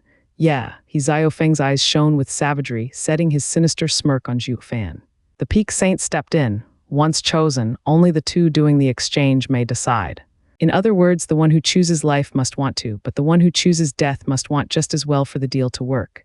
It's obvious for a life chooser, but what's up with a death chooser refusing?" Zhao Chen sneered. "How do you know they wouldn't want to?" The man mocked. "Vulgar fools like you can never understand life and death. Have you forgotten that the Nether Sea is watching your souls? Your true intentions will be laid bare regardless of lies. That's why the Nether Sea insists for souls to enter. It's like baring yourself and exposing every aspect of you." He Feng sighed and spat. "Zhuo Fan, weren't you always fond of King Cheng? You should sacrifice yourself for her." "No, I changed my mind." Zhuo Fan chuckled, turning to Bali Yuyu. "I want to give my life to Yuyu." What? Everyone was baffled, even Bali Yuyu, by Zhuo Fan's choice. Didn't he always love Chu Qingcheng? "Why?" Zhuo Fan walked before Bali Yuyu and sighed as he gave her the life stick. "There's no need for you to stay in hell because of me. Go back, you're giving me life because you owe me." Her big eyes watched him. Zhuo Fan shook his head. "No, that intention might have been before, but now I truly want you to live. Just because the heart chooses to." Bali Yuyu looked at the peak saint with questioning eyes. "He is sincere," the saint judged. Bali Yuyu bit her lip and looked at Chu Qingcheng as she held her own death stick. "I understand what you're thinking. Even though you want to die, I will respect your decision. Both hearts agree. The deal is concluded." The saint spoke. Zhuo Fan smiled and patted Bali Yuyu's shoulder, taking her death stick and walking to Chu Qingcheng. Bali Yuyu's eyes teared up. He Feng was baffled. What's up with them? Why did he yearn for the death stick more than his life? Insatiable fools like you could never understand life and death. The peak saint sneered at them, then he flashed next to Chu Qingcheng and Zhuo Fan. His huge palm hovering overhead, "Having chosen death, this palm shall destroy you." Zhuo Fan hugged Chu Qingcheng with a peaceful expression. "Will you regret us dying?" "It matters not when neither life nor death can part us." Chu Qingcheng smiled back, then sighed. "I just feel a bit of loss since I don't know where I came from. I had someone look into it. We'll know it soon if we survive. Since death doesn't matter, neither does anything else as I'm with you." Chu Qingcheng muttered. Boom, the huge palm slammed down, the two vanishing in a flash of bright light, dead. Everyone watched them vanish, then Zhao Chen shrugged. "I came to the Nether Sea yet got nothing for my troubles, losing instead my genius aid." Crack, He Feng's clenched his fists. "I have it much worse than you. Do you have any idea how much Chu Qingcheng was worth? The ancient and fragmented records of the sacred mountains say that she could become a sovereign. It's an utter loss letting her die here in the Nether Sea. I shouldn't have brought her. I thought she might be of help searching for a sovereign's domain, but..." He Feng flicked his sleeve and left. Bali Yuyu watched the two vanish with a bitter smile. The peak saint called out before she went as well. "Wait, what is it?" Bali Yuyu frowned. "Tao is descending and the end of days is nigh. The only hope lies with Zhuo Fan. Seeing your sincerity towards him, I can trust you. The Nether Sovereign wishes to ask you if you will help him." "He's still alive?" Bali Yuyu cheered. Zhuo Fan and Chu Qingcheng appeared back on the stone platform, with the Nether Sovereign watching the couple with a nod. "Living fear death, but that is mere regret of the things they have to give up by dying, the things they couldn't do. Letting go of everything makes life and death meaningless. Zhuo Fan, you passed the last test. Thank you, Sovereign, for your wisdom." Zhuo Fan bowed. Only, aren't you worried that I was certain you wouldn't kill me? The Nether sovereign raised an eyebrow. Kill you? Did you really think I never thought of it? Except for the 3 guardians, the other testers were Zhuo Fan from your heart and that peak saint. None of them have ever gone easy on you. By failing to grasp the tyrannical path, you wouldn't have passed the first trial. You took on his fist intent, and while you can't feel it, your body is in shambles. Any more strikes and your body would have crumbled and left you in the Nether Sea forever. Zhuo Fan shuddered from shock. On the second trial, if Zhuo Fan had won, you wouldn't be you anymore. Your heart would have regressed to the time of being the demonic emperor in sacred domain, with the 100 years of experience in the mortal domain erased. The Nether sovereign continued. In the third trial, was it really just a game with the child sovereign? With your Spirit King soul power, didn't you find it odd how you still stood after 4 hours of relentless running? The trials strained your mind. Your spirit would have been spent to death if you hadn't understood the path. Gulp. Zhuo Fan's heart froze. He always thought they used different ways of teaching him, not realizing the deadly danger lurking beneath. The Nether sovereign mocked. The 3 trials and the 5 testers all passed onto you their path while also ready to kill you in the process. Nothing is free in this world. The bigger the risk, the bigger the reward, with the reward always in correlation with the price. They were earnest in passing their path to you. That meant holding nothing back, even if it meant ruining everything by killing you. It is the only way to truly invest oneself in teaching, by giving their all so that you can understand them. Just like that last palm, it struck not you, but your heart. Had you not let go of all your worries, even believing to have a lucky break, the palm would have shattered your soul. It had nothing to do with Miss Chu at all. It was all you, ha ha ha. Zhuo Fan felt a chill down his spine, realizing with a start just how close he was skirting death. The sovereigns were too playful, hiding death behind their smiles and making me confused. The Nether sovereign smiled. Rumble, the skies shook hard, the sound slamming into their ears. The Nether sovereign grew worried and rushed things. Zhuo Fan, once you return, focus on understanding my life and death path as well as the other 3 paths. It's all up to you to stop the end of days. End of days, Zhuo Fan started, but then a prismatic glow entered him from the Nether sovereign. The gloomy sky shattered and golden rays shone down from the high heavens.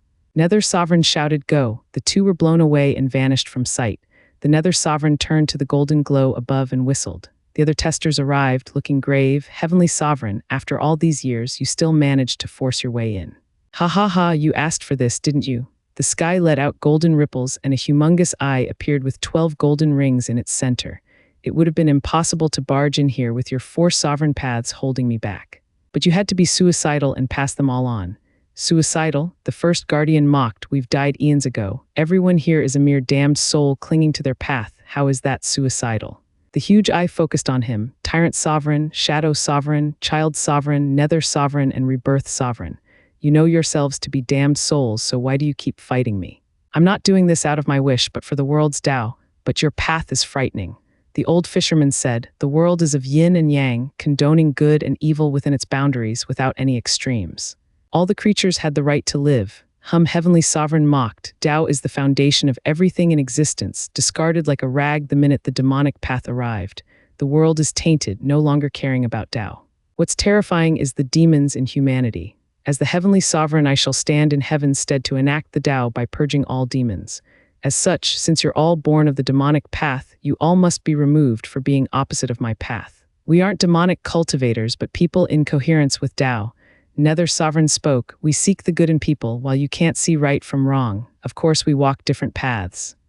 We really are different men on different paths. You want to use the demonic path to fuse the 10 paths to fight my heavenly path, but all your hopes will be in vain with your plan in shambles. I will be the one to fuse the paths and not the one you rest your hopes on. Heavenly sovereign mocked, farewell for good old friends. Cleanse. The huge ice shone in 11 golden rings, unleashing a ripple of light. The Nether sea vanished then and there, despite the Nether sovereign's calm face. Heavenly sovereign, you will fail. Our paths shall bear witness. Whoosh, a shadow flitted beneath the blazing sun before slamming into Zhuo Fan's body. He shook and coughed blood. Senior Nether sovereign was right. I couldn't feel it, but my body is a wreck from Senior Tyrant Emperor's punches.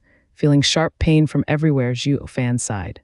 Those seniors went all out when it came to passing their path, going as far as killing me if they had to.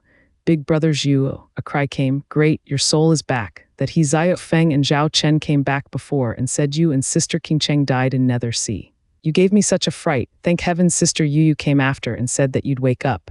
Zhuo Fan looked at Shuinger and her smile. Then he looked around, but all he found was Luo clansmen. Where are the others in King Cheng? Ruby Cloud's sect group heard of Sister King Cheng's passing and took her body. Demonic Emperor and that he Zhuo Fan didn't even look at you as they left. Xuenger smiled. Zhuo Fan nodded. Those two only care about themselves and no one else. Since my soul returned, King Cheng's must be back as well. That he punk might try forcing himself on her after finding out she's alive. What a shame I couldn't get rid of him in the Nether Sea. Zhuo Fan sighed and looked around. Where's Yu?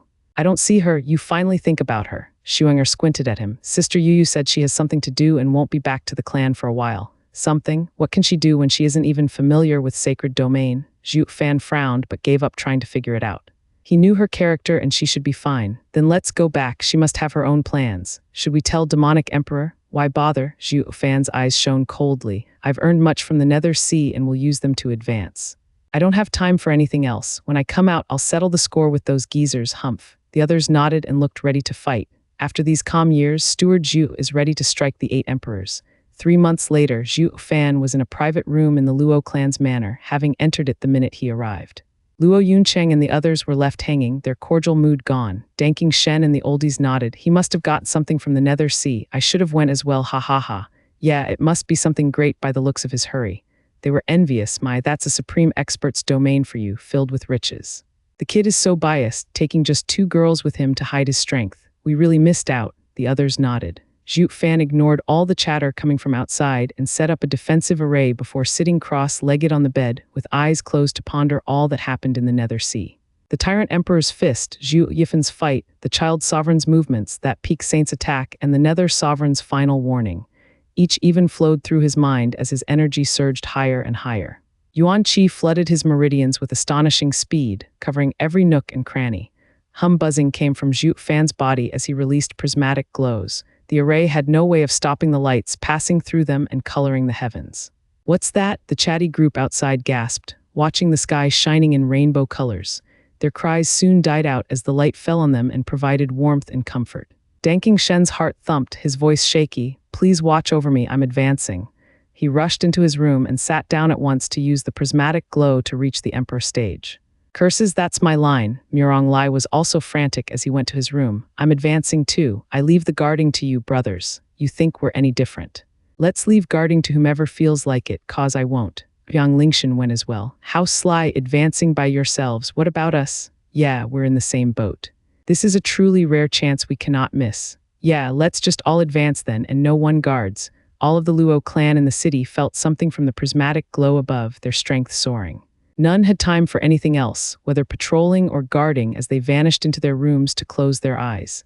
The entire city of hundreds of thousands became quiet as a ghost town, with not even a breeze passing. What's going on? Bailey Jingshan looked at the astonishing scene with a smirk. Thunder Sword King, this is our chance. They're all gone and Zhuo Fan has no one protecting him. Let's go in and kill him for our empire. Silence was his only answer. Bailey Jingshan looked around to find Bailey Yule gone like the rest. You're also, Bailey Jingshan raged. As a Sword Star Empire's Sword Kings, haven't we been tagging with Zhuo Fan for the chance to kill him? Humph, useless, I'll just have to do it myself. Bailey Jingshan stomped ahead. He only got to make 2 steps as his eyes glazed over under the prismatic light show. His rage faded and calm was restored. The grudge is fading, but why? I feel like cultivating, knowing that I'll advance if I do. I can't miss this chance. Bailey Jingshan plopped down then and there to meditate. The prismatic lights danced above over everyone's heads, enlightening them. None of the citizens missed this chance to cultivate. Boom! With a large explosion, a draconic cry sounded. Danking Shen's dragon soul soared out and shone golden alongside a 300-meter-long sword. He actually formed his imperial mark so soon. His power surged wildly, growing exponentially. He entered Emperor stage under the prismatic light, yet didn't stop. Boom, following Danking Shen were tens of other auras booming all over the town and unleashing their golden aura into the skies. Murong Lai and the others advanced as well. Luo Yunhai and the Luo clan's young guards reached the Spirit King stage. Luo Sifan and the juniors jumped 2 whole stages to the Genesis stage. Everyone was overjoyed and amazed. Even with the incredible spiritual energy of the sacred domain, wasn't this still too fast? The only explanation was the mystical prismatic light coming from Zhuo Fan's room. They knew it had to be incredible. Cultivating under such a light was paradise. So they kept going despite having advanced, for the multicolored lights called to them and whispered deep secrets of the world that made their Yuan Qi soar. Elder, up ahead is the Luo clan's base. Whoosh, a dozen people streaked the clear sky and landed, with a muscled man in his 30s leading them as he pointed in the direction of the prismatic glow. We receive word from Gambling Town that the clan is refining a sword from a dragon scale is over there. The old man next to him gasped, what is that? Another elder with red hair frowned, in all my 32 millennia. I've never seen such an event anywhere in sacred domain. The whole world knows that any who refines a weapon with my race shall feel our wrath, but this clan just pranced around with their dragon sword without fear. Does someone have their back? Yeah. Another elder with black hair stepped forward, his eyes flashing. Something doesn't feel right.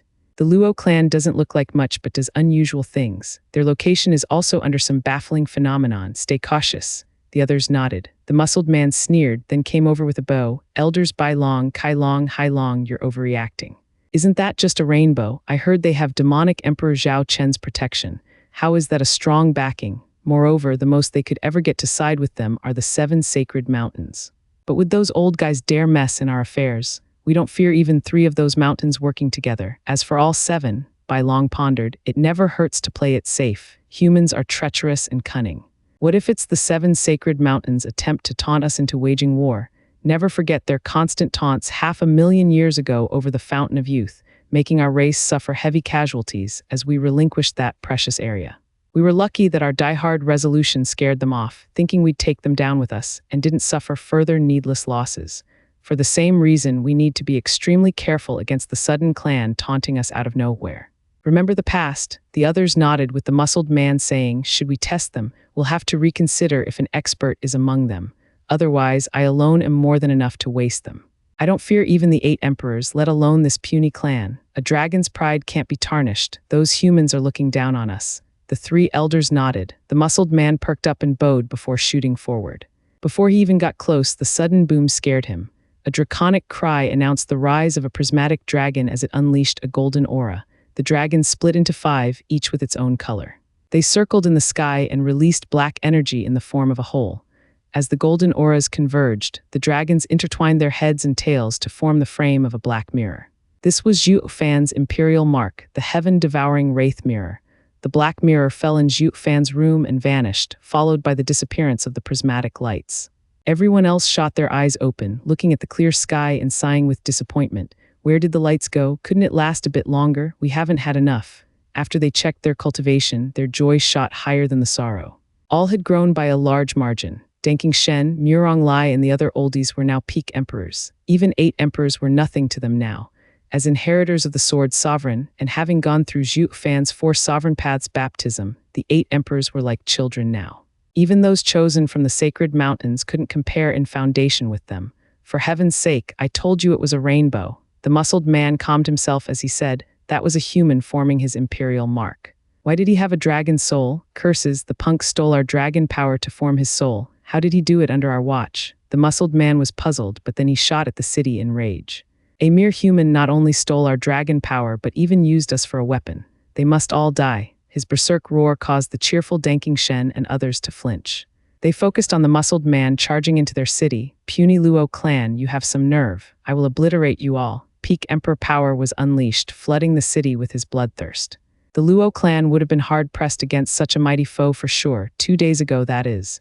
But now, the Luo clan's spirit kings were peak emperors. An emperor making a scene here, nothing but a trifle. Where did this guy come from? He's got spunk. Danking Shen whispered to the others. Murong Lai beamed, filled with battle spirit. With such a perfect test subject showing up, why not use him to hone our newfound emperor strength? Agreed, everyone nodded with devious grins. Even Bailey Yule got excited. But first, form a line. We can't have anyone hog him. Like usual then. Murong Lai grinned at Li Jingshan. Luo clan's original venerables go first than us, ha ha ha. Don't mind if we do, ha ha ha. Li Jingshan cupped his hands, filled with battle lust as he shot for the city limit. I'm your opponent. The muscled guy nodded, peak emperor good. I didn't think a tiny clan would have won. A shame you're a human. Us dragons are 10s of times stronger than you, humph. You're a dragon. Li Jingshan gasped, then grew thrilled at the challenge. Awesome. I can go all out then. Come again. They say dragons have the strongest bodies. I'm also a body cultivator, so let's dance. Li Jingshan laughed and shot for the muscled guy with a punch covered in black energy. Bam! A savage shockwave spread outward, causing the space to warp. Li Jingshan's punch landed in the guy's outstretched hand, unleashing a violent wind. His body shuddered under the mighty force. The muscled guy gasped. I didn't know humans could train their bodies to such a degree. A real shame, though, that you're just a human. No amount of training could ever help to win against dragons. Boom, the muscled man shook his hand and shot Li Jingxin back for a dozen steps. His eyes were filled with shock and thrill. Dragons are so powerful. Old Li, use your imperial mark. You're no beast, so don't try meeting one with just your body. We humans use martial arts to our advantage. A shout roused Li Jingxin from his frenzy, Qiu Yanhai. The others nodded. The muscled man mocked, your friend's right. A mere human could never best dragons in raw power. That's why you humans are so prideful in the imperial mark. Dying before taking it out, I would send you off in tears, ha ha ha.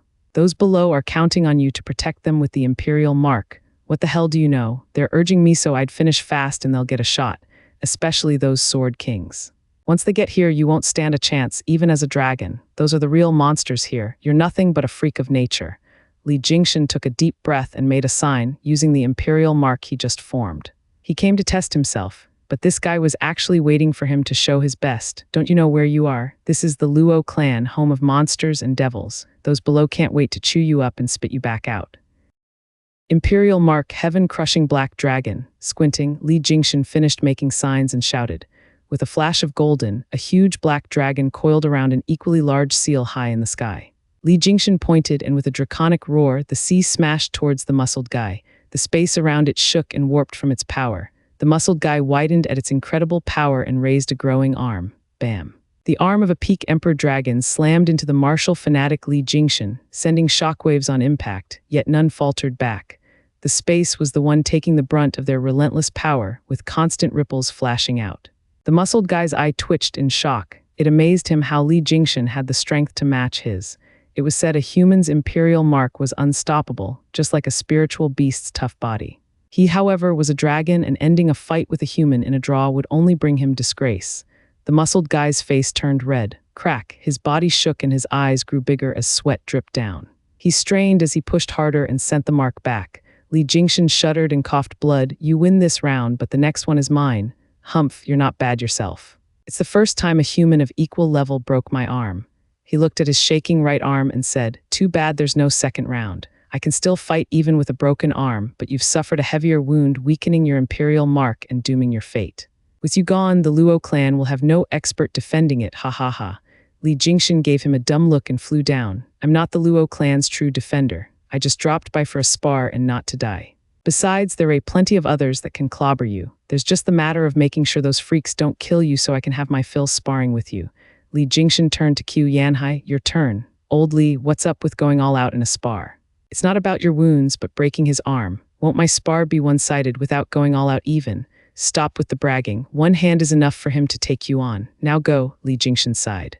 The muscled guy was baffled. There's another one stronger around. The Luo clan must be something else to have two of peak emperors. The muscled guy couldn't believe his ears, only accepting it when Qiu Yanhai flew before him.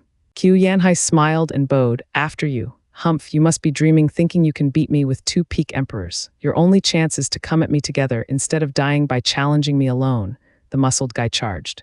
It was clear the possibility of having both peak emperors ganging up on him had him on edge. He wanted to end this fast. It really was a quick spar. 3 minutes later, Qiu Yanhai huffed with a pale face and was bleeding from the mouth. He saluted. Dragons are indeed strong. I lost. The muscled guy's face twitched, downcast as he stared at his singed palm. Screw your loss, he's as strong as the first guy. Now my other arm is ruined. What the hell is up with the Luo clan? How did they get two experts at the level of 8 emperors? At least there isn't a third one showing up. Hey, who's next? Qiu Yanhai's question had his heart shivering. Wuxia figure in white flashed over Zhu Qingjian. She glanced at his ruined hands and snapped at Qiu Yanhai. Wasn't this a spar? Why go all out like old Li? How am I to train against a handicapped adversary? I can't gauge my imperial mark like this. Sorry, honey, it was in the heat of the moment, he. Qiu Yanhai gave a goony smile. Train. You're using me for a punching bag? The muscled guy noticed Zhu Qingjian at peak emperor stage and cried out, just how many emperors do you have? All of them here. Zhu Qingjian pointed at the group below and they all flew up, with dozens at peak power among the hundreds. The dreadful maelstrom of auras had the muscled guy's face twitching. Curses, damn fakers, what are you doing siding with the 8 emperors at your level? You could just thrash them and take everything. That's why you challenged us, you have the power. But we've come prepared and won't fail. The muscled guy roared. The people started and saw his smug smile. Humph, no matter how many you are, you'll all die. I didn't come alone. there's 24 peak experts beside the 3 elders. Each of them is as strong as me. None of you will survive this. What? The group shouted. The muscled man smirked, scared. Awesome, more sparring partners, ha ha ha. The group cheered in excitement and thrill of battle. The muscled guy was dumbstruck. Hey, have you lost it? Our elders are saints. We also have 24 peak emperors. What's there to laugh about? We're so excited since you came right as we became emperors to test ourselves, ha ha ha. Muronglai sighed. We thought of taking you with us to spar since you're a peak emperor stage dragon, since dragons are far stronger than humans and should meet our standards. Alas, look how you ended up after just 2 bouts. You're no training material at all. To test ourselves, we need saints. Of course, we'd be excited with your elders coming over, but how do we split them? There's just 3 of them. Wine Sword Immortal posed a very good question. Danking Shen said, Dragon Saints can't be normal. We'll have to go 3 or 4 against one, so there's no need to take turns. The Sword Kings nodded. Leave the strongest to me for a while. The group turned to find Sword Child there as well. I'm Dad's sword and reached peak Emperor stage thanks to his inspiration. A couple of Dragon Saints aren't a problem to me. Just leave them to me when you find it too tough to go on. Their eyes twitched and gave him a nasty look. We won't give you the chance. Young master can just watch from the sidelines. Stubborn fools, Sword Child turned his head away. The muscled guy had a dumb stare. Are these guys human? We came to destroy them, yet they take us for training partners. Are they that strong? The muscled guy's beliefs crumbled then and there. What's wrong with today's generation?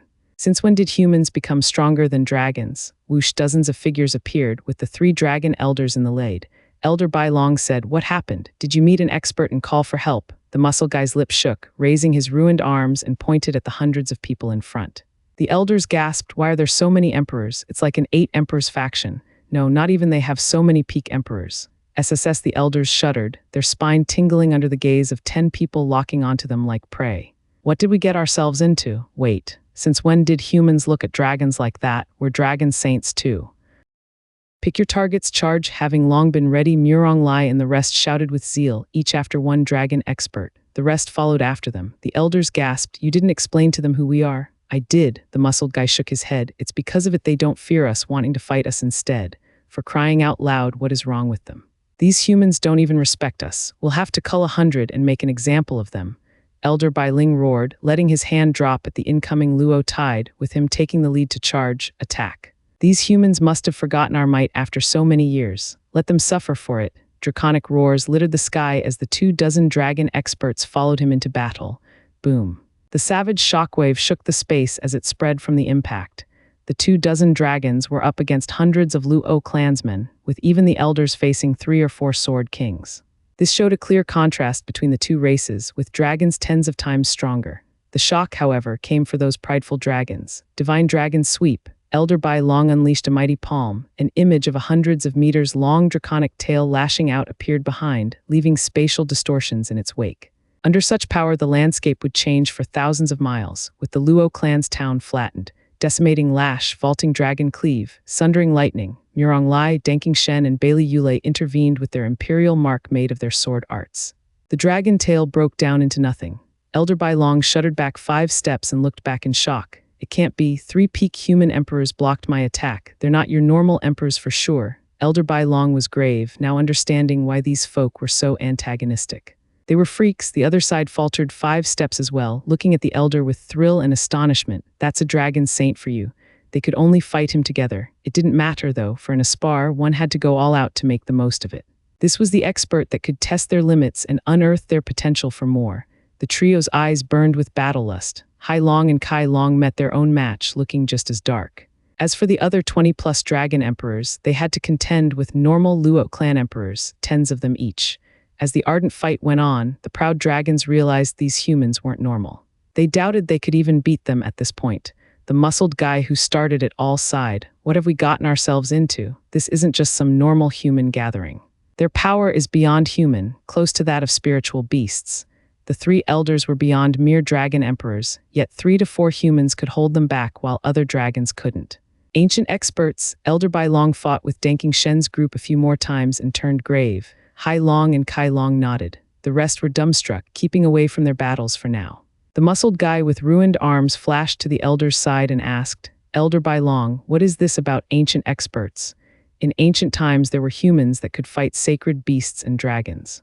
Among them were the 10 ancient sovereigns who could surpass even the 5 sacred beasts.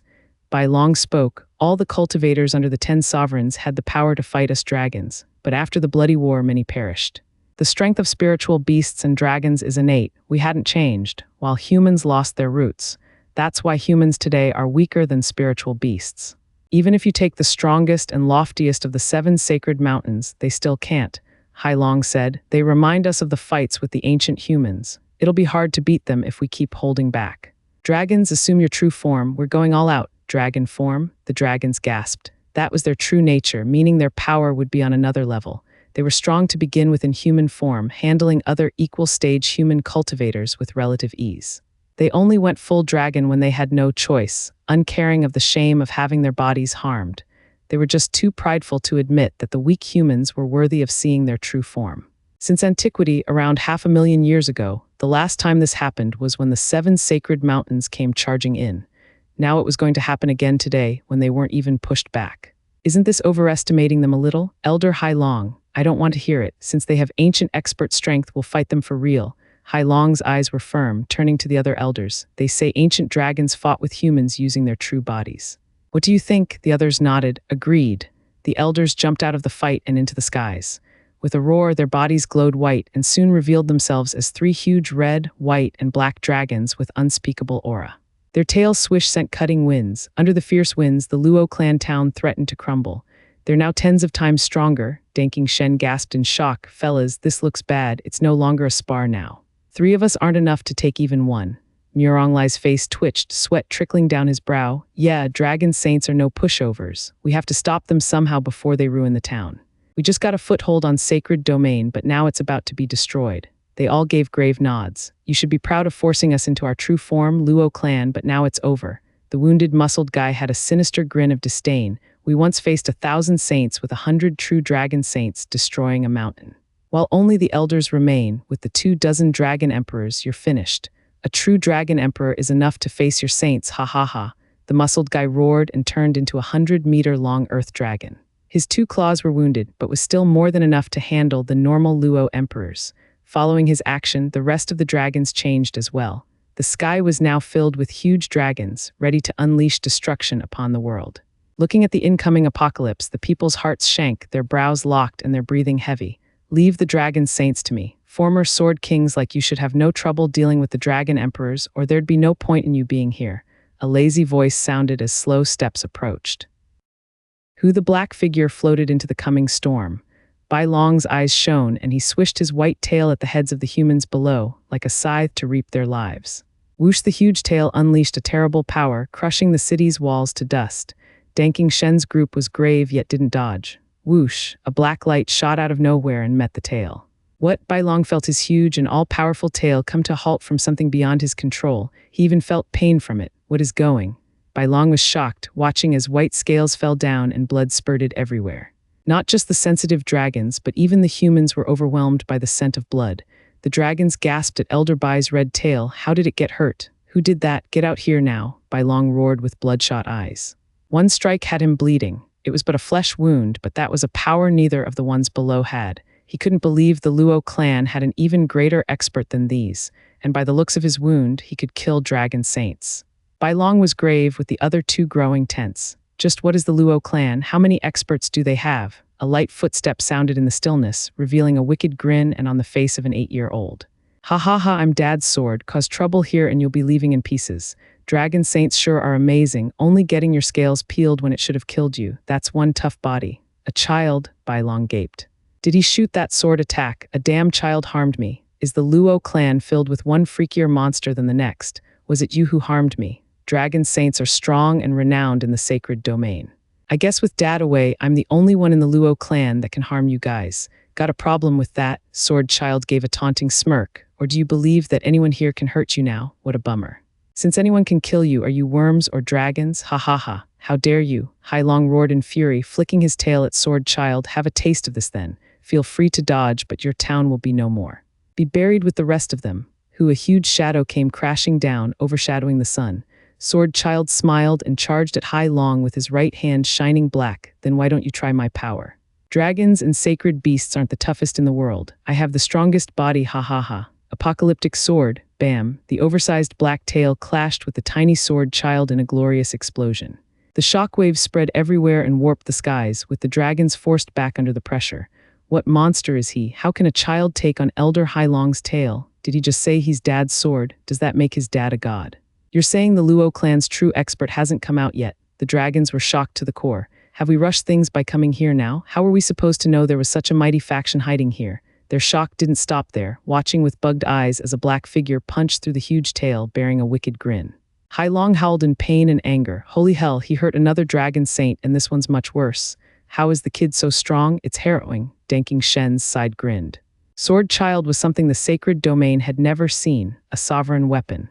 The limited cultivation was lacking against a dragon saint, obvious from the shallow wound his sword strike left. When it came to sharpness and hardness, he was unmatched even by sacred beasts, let alone some wiggling reptiles.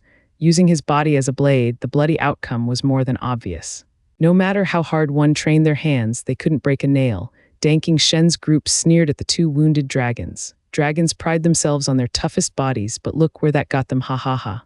Pa. Sword Child looked smug at his handiwork, but then a shadow loomed over him and he found himself unable to move. A red dragon stared down at him and clawed. Elder Kai Long took advantage of his lapse in judgment to grab him.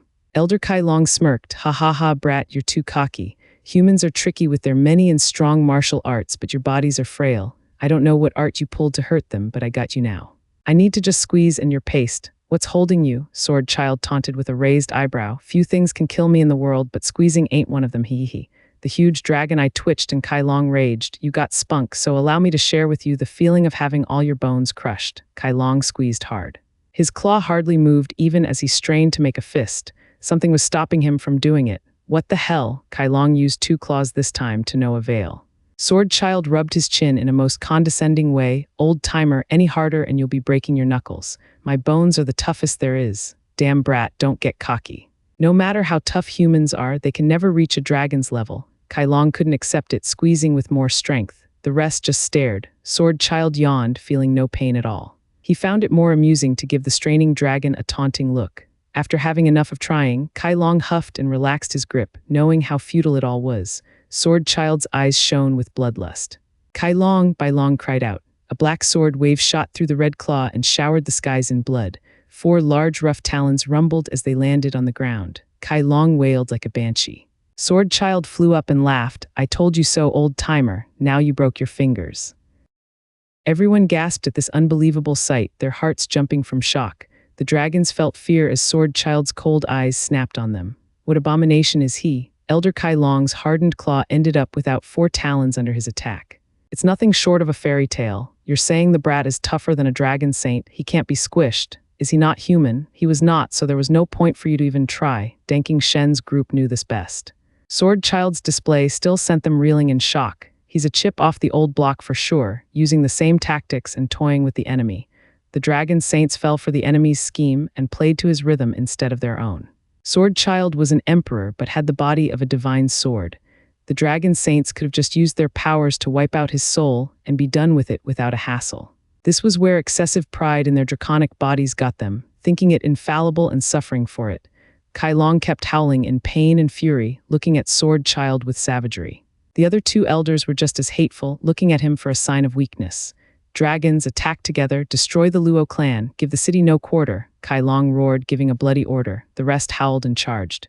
Endless dragon breaths were spewed as they came down upon the humans, with no end in sight. Danking Shen's group jumped to stop it. Clan guardians, destroy the enemy before they call for help. The Luo clan and the dragons were at war. The testing and training was over. There was no honor here, no mercy, only revenge for the ruined claw for the heavy wounds. The dragons could take on 10 easily, while the Luo clan outnumbered them 10-1. Danking Shen and the other true experts could also take 1 dragon alone, boosting the Luo clan's morale. In this war, both sides were equally matched, with neither giving an inch. The 3 dragon saints grew grave from above. They came here ready for this, but even they did not expect to meet such strong opposition outside of facing the sacred mountains. The outcome of this war rested solely on their strongest from each side, the elders and the freaky child.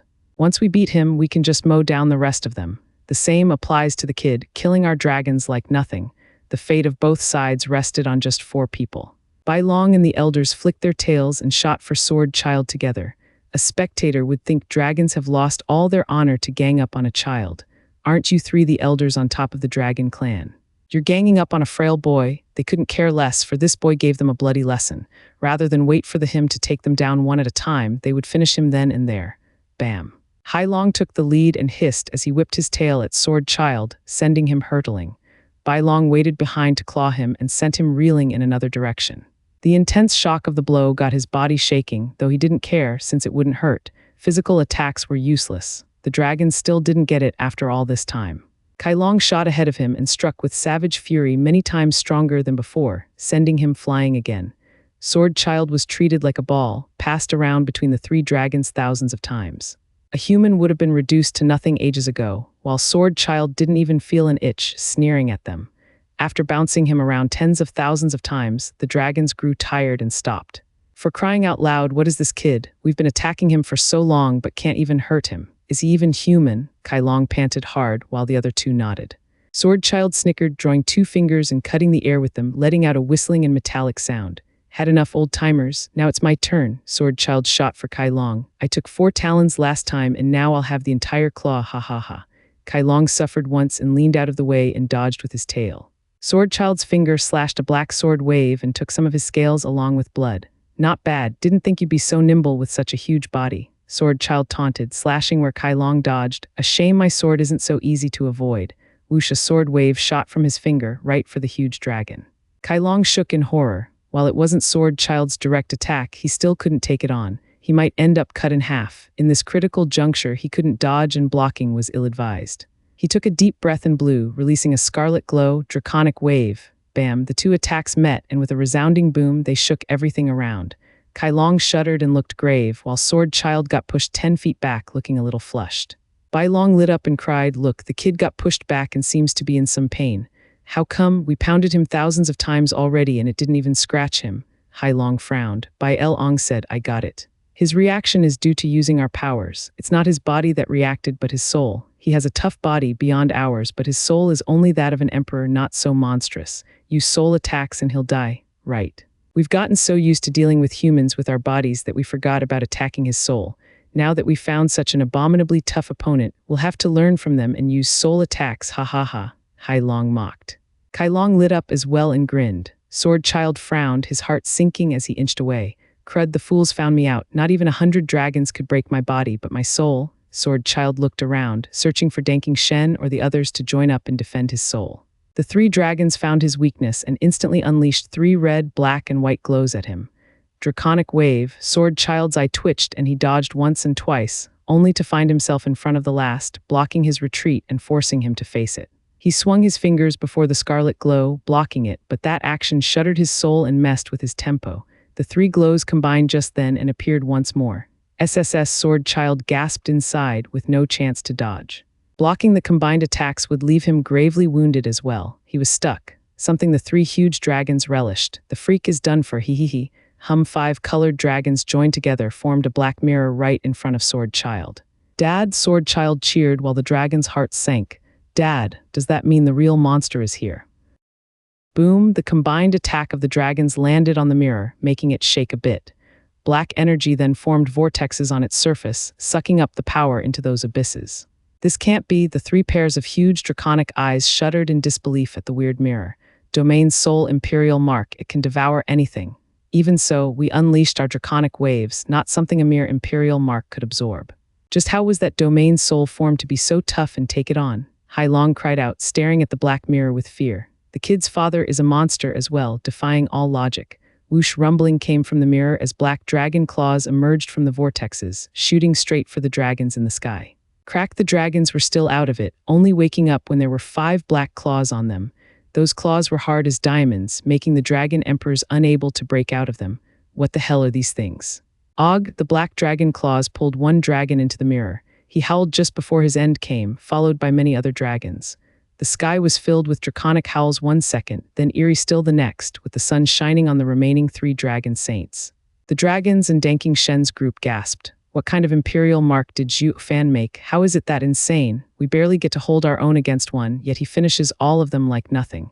This is the power of the pillar of the Luo clan. Clap, the dumbstruck humans and dragons snapped out at the sudden sound. They found out the dragons had black claws on them as well, unable to break free. They got to experience for themselves the terror of their fellow dragons. The claws were strong, stronger than them, but they still couldn't get why a human would have such a deadly imperial mark. They didn't have the time to make sense of any of it, stuck in a dire situation. Despite being saints, these humans could actually kill them, especially now that the true monster was here. The three dragons exchanged a glance and used all their power to fly around. Clap the black dragon claws that foiled dragon emperors stood no chance against the saints, breaking down. Despite that, they chose to flee with a flick of their tail instead of pursuing the fight. Curses, we screwed up badly. Just you wait until we're back with a real army, then we'll flatten you and rescue our people. Leaving so soon, I'll go stop them, Sword Child sneered. Sword Child, stop, I'll do it. A shout reached him, whoosh. Zhuo Fan flashed in the sky and the heaven-devouring wraith mirror entered his body.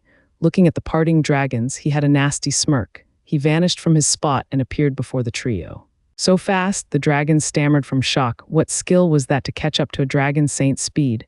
Is he that monstrous? He won't be easy to deal with. But we're not about to just keel over just because you stopped us. Humph, even the human saints have trouble against us. The three demons shared a look and flicked their tails as they charged. Fighting against an unknown like Zhuo Fan could lead to annihilation, but a sudden charge was not something a human could stop either. The sudden display of power caused the sky to sport black cracks from the three waves of light, while the world around was devastated by a fierce storm. Alas, they happened to meet not just anyone, but Zhuo Fan, who inherited 4 sovereign paths. Raising his killing arm, Zhuo Fan stood calmly, giving off an eerie vibe as the unleashed storm had no effect on him. Killing Tyrant Fist, he faced the mighty attacks with but a fist. It flashed scarlet for a moment, then it exploded like a volcano. Boom, the world around them shook under the deafening explosion, with the sky now replaced by a gigantic black hole. The dragons felt their heads overcome by a searing pain as blood flowed down their faces. The huge bodies spun a dozen times before they could straighten and look at Zhuo Fan's grin with fear. How is this possible? He's just a peak emperor and blocked us with a punch. Just how? They recalled Sword Child. This guy is the freak's father, then he must be even worse. His son's body is an abomination and so must the father. The dragons grew tense, their blood running cold. This is bad, we might not get out of this alive. The audience was bug-eyed, just a punch stopped the 3 dragons. Steward Zhu is even more of a monster now. Damn it, why are we even further behind him? Bailey Jingshan gnashed his teeth. Bailey Yule chuckled and shook his head. Bali Yuyu entrusted him to look after Bailey Jingshan. Now there was no point. Each time they broke through, Zhuo Fan would always stand the highest. It got so bad that it became a gulf between them. Now we can't even touch him. Yuyu, you can rest easy now, ha ha ha. Zhuo Fan did not finish the dragons, cupping his hands. Dragon friends, it's been ages. You knew we'd come. Word travels fastest in Gambling Town. News of wielding a dragon-scale sacred weapon would one day reach the dragons, and that would mean you'd come here. You mean this was all a trap? Bai Long gasped. What are you? What do you want? What are you humans up to? Do you want the sacred mountains to wage war with us again? Zhuo Fan had a vague smile. Seniors were unrelated to the sacred mountains. I only wish to invite you over for a few days and talk. Anything you wish to say, you can do it back in our dragon lands. Bai Long shouted with unease. Zhuo Fan sighed. I see you don't believe me. Sorry in advance for making it hard on you elders, Shadow Bind. Zhuo Fan flashed next to them, and 3 shadows shot from Zhuo Fan and wrapped around them, preventing them from moving. The black mirror re-emerged, and Zhuo Fan waved the 3 dragons into it before vanishing. Danking Shen sighed, Boy, I knew at the moment I saw you that you were a dragon among men. You've come a long way, so far that you're making all of us old men amazed at your progress. Even the invincible sword didn't make us feel so far behind. The others nodded with envy. Old Dan, you're too kind. I was only lucky to receive seniors' guidance.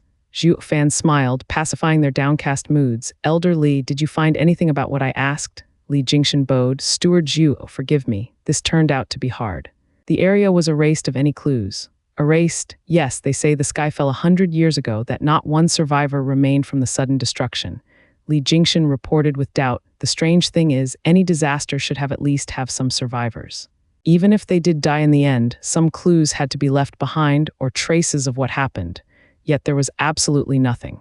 The only evidence people once lived there were the merchants that used to pass through fleeing for their lives upon the sudden change in the sky.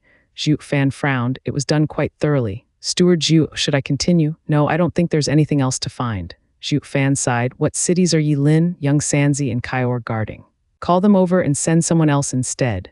Yes, Li Jingshan bowed and left. Zhuo Fan waved for the others to disperse while he returned to his room. He was an emperor now, but he still needed to ponder the 4 sovereign paths. The strong dragons forced him out ahead of time. A month later, Li Jingshan shouted from beyond his door, Steward Zhuo, Yilin, young Master San and young Miss Kaior are waiting in the hall. I'll be right there. Zhuo Fan's eyes shone as he opened them. He walked into the hall and the three people there greeted. Father, elder brother, there's no need for courtesy, just sit. Zhuo Fan smiled. How was it? Was it nice and easy ruling over a city? The trio sneered, with Yilin beginning. Elder brother, there's nothing more boring for us than playing as city lords. We might as well be lords over in the mortal domain instead of coming to the sacred domain with you, while you've been working behind our backs lately. What's wrong? Zhuo Fan asked. Young Sanzi mocked, Father, we've been away for so long that only after returning did we find out that those old codgers advanced. We heard you're the cause behind it. Can't you let us enjoy it too? They're all emperors now, having the same strength as we have. Now we fell behind. Who are we to blame for that? Yeah, it's not fair leaving us out of such a grand occasion. Yilin huffed in anger. Zhuo Fan sighed, take it easy. That was an accident. I got 4 sovereign legacies and had to enter seclusion. How was I supposed to know the sovereign paths would light the sky and help not just me but the whole Luo clan in advancing? You can't expect me to know that. Young Sanzi, you're also sacred beasts, making the insight ineffective. Your bloodline is the most important, so why nag me over this? We just think. It's unfair for Yilin. Young Sanzi rolled his eyes and Kaior sulked. Yilin nodded. Elder brother, you have to make it up for me. Let me enjoy the grand Dao lights as well. It's not up to me. The paths aren't mine. I can't control it. Zhuo Fan shrugged but chuckled at Yilin's downcast gaze. But I can make it up to you in another way to catch up to those guys in no time, a cultivation shortcut. What is it? The three perked up. Zhuo Fan grinned, and as a black energy streaked around, it left behind 24 figures slumped on the ground. The trio looked oddly at them. Zhuo Fan smiled. Dragon friends, let us talk. How may I call you, dragons? The trio stared in amazement. Having just got back, they didn't know of the battle a month ago, that the dragons came knocking and that Zhuo Fan snatched them up. Looking at the slumped dragons, they felt curious and amiable, their dragon ancestors' offspring essentially. Who are you? What do you want from us? Bai Long glared at Zhuo Fan. I warn you, do anything to us and our people will get you for it. Not even you can fight off the dragon land's endless experts. Zhuo Fan put on a genial smile, bowing. Senior, we have no bad intention towards dragons. Quite the opposite, we're both on the same side. Same side. They all flinched in doubt. We're dragons and you're humans. How's that the same side? Stop playing with us, Zhuo Fan pointed. Yilin, tell them about your master. Dragon seniors, my master is one of the ancient 5 great sacred beasts decimating dragon ancestor. Yilin bowed with nothing but respect. The dragons gasped, how can that be? Our ancestor fell in ancient times. Yilin, show them. Zhuo Fan waved. Yilin lifted a finger and a golden fire burst out of it. The elders felt the familiar energy and cried out, yes, it's dragon ancestors decimating golden flame. It's the same fire from our dragon lands. How can you? Elder, did they steal it as well? The wounded muscled guy added. The elders hesitated. Yilin spoke with pride. Master told me sacred beast powers can destroy the world. They can only be imparted lest one dares be destroyed instead. Stealing. I know that dragon lands hold the decimating golden flame as well, but did any of you train in it? Well. Bai Long sighed. Yes, Elder Yun has managed to train an ancestor's golden fire, but 2 years later the flames consumed him. There's no surviving it unless the ancestor himself bestows it, even to dragons. Then he's truly dragon ancestor's successor. They were all baffled by this development. Zhuo Fan pointed at young Sanzi and Kaior. They are Kaior and Thunder Phoenix's successors as well, true sacred beasts and not humans. Dragon ancestor even trained them. Zhuo Fan gave them a look and the two released their auras. A savage red aura covered the city while purple lightning crackled in the sky. This left them in an even bigger shock. They could feel a power like no other forcing them into submission from the two. Such pressure made their limbs soft and blocked their resistance. Sacred beasts, the elders were beyond thrilled, bowing with the rest of the dragons. They say the 5 great sacred beasts fought with the 10 sovereigns. I can't believe there would be successors. The day for our sacred beasts' rise is nigh, ha ha ha. The others cheered. The 7 sacred mountains had pushed the dragons around for too long. Once the 2 sacred beasts matured, they would level them. Zhuo Fan's face twitched. Dragon seniors, it's too soon to rejoice. What's the problem? We now have sacred beasts and the time of spiritual beasts is just around the corner. Yes, you have sacred beasts, but humans have sovereigns. Sovereigns, Bai Long said, didn't they all die? Zhuo Fan rolled his eyes and sneered. Who told you that? Couldn't they just hide? Anyway, I already met 5 of them. 4 in sacred domain and 1 in mortal domain.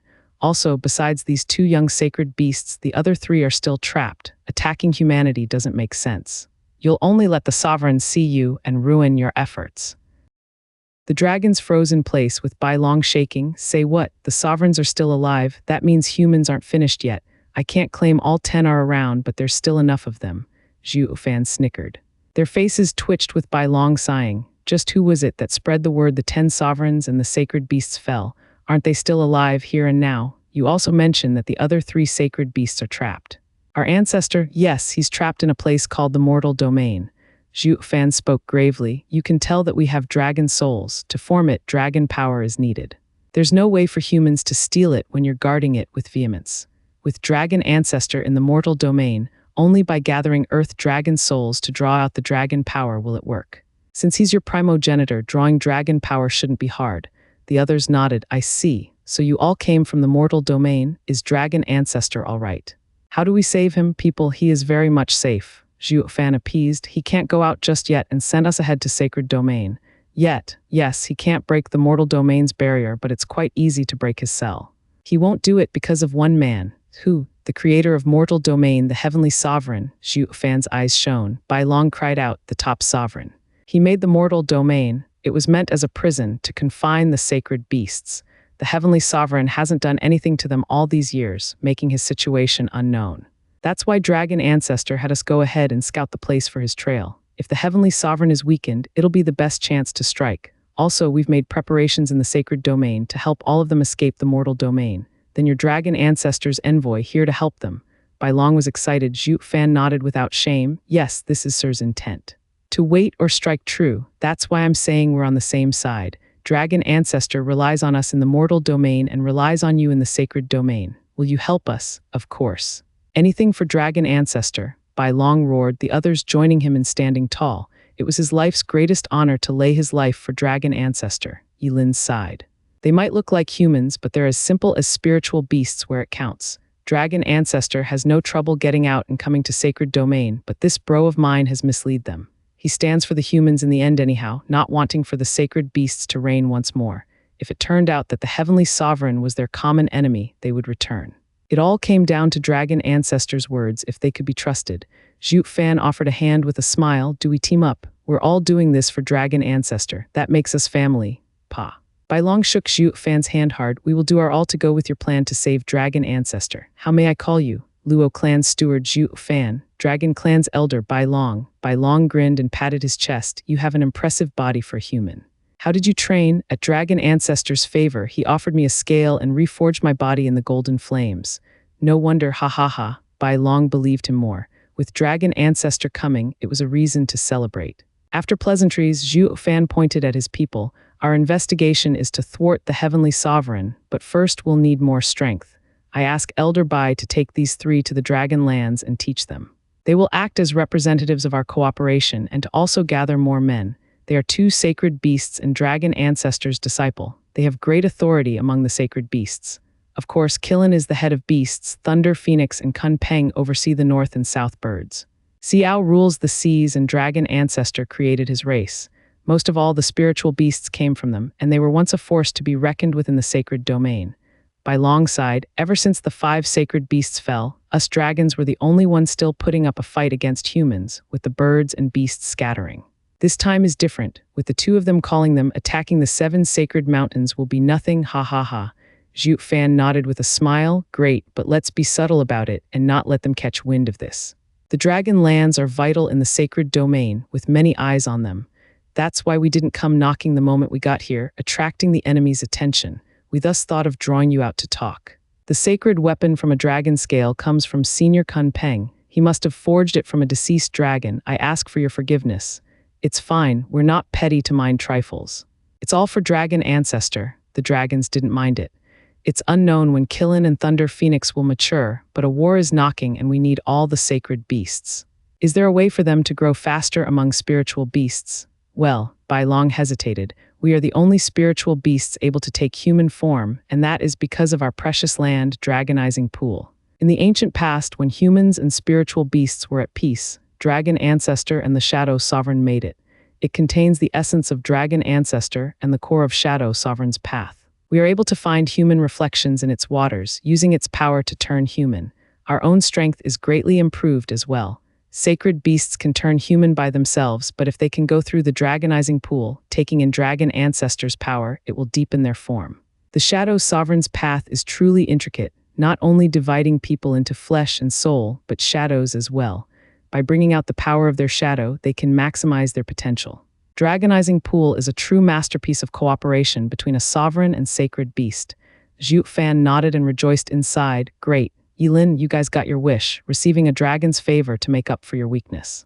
The trio nodded with eagerness. Elder Bai, what of the Fountain of Youth? One dragon spoke. Zhuo Fan turned to him. Fountain of Youth? Yes. Bai Long wore a heavy frown. The Fountain of Youth had been passed down in ancient times by its creator, the child sovereign.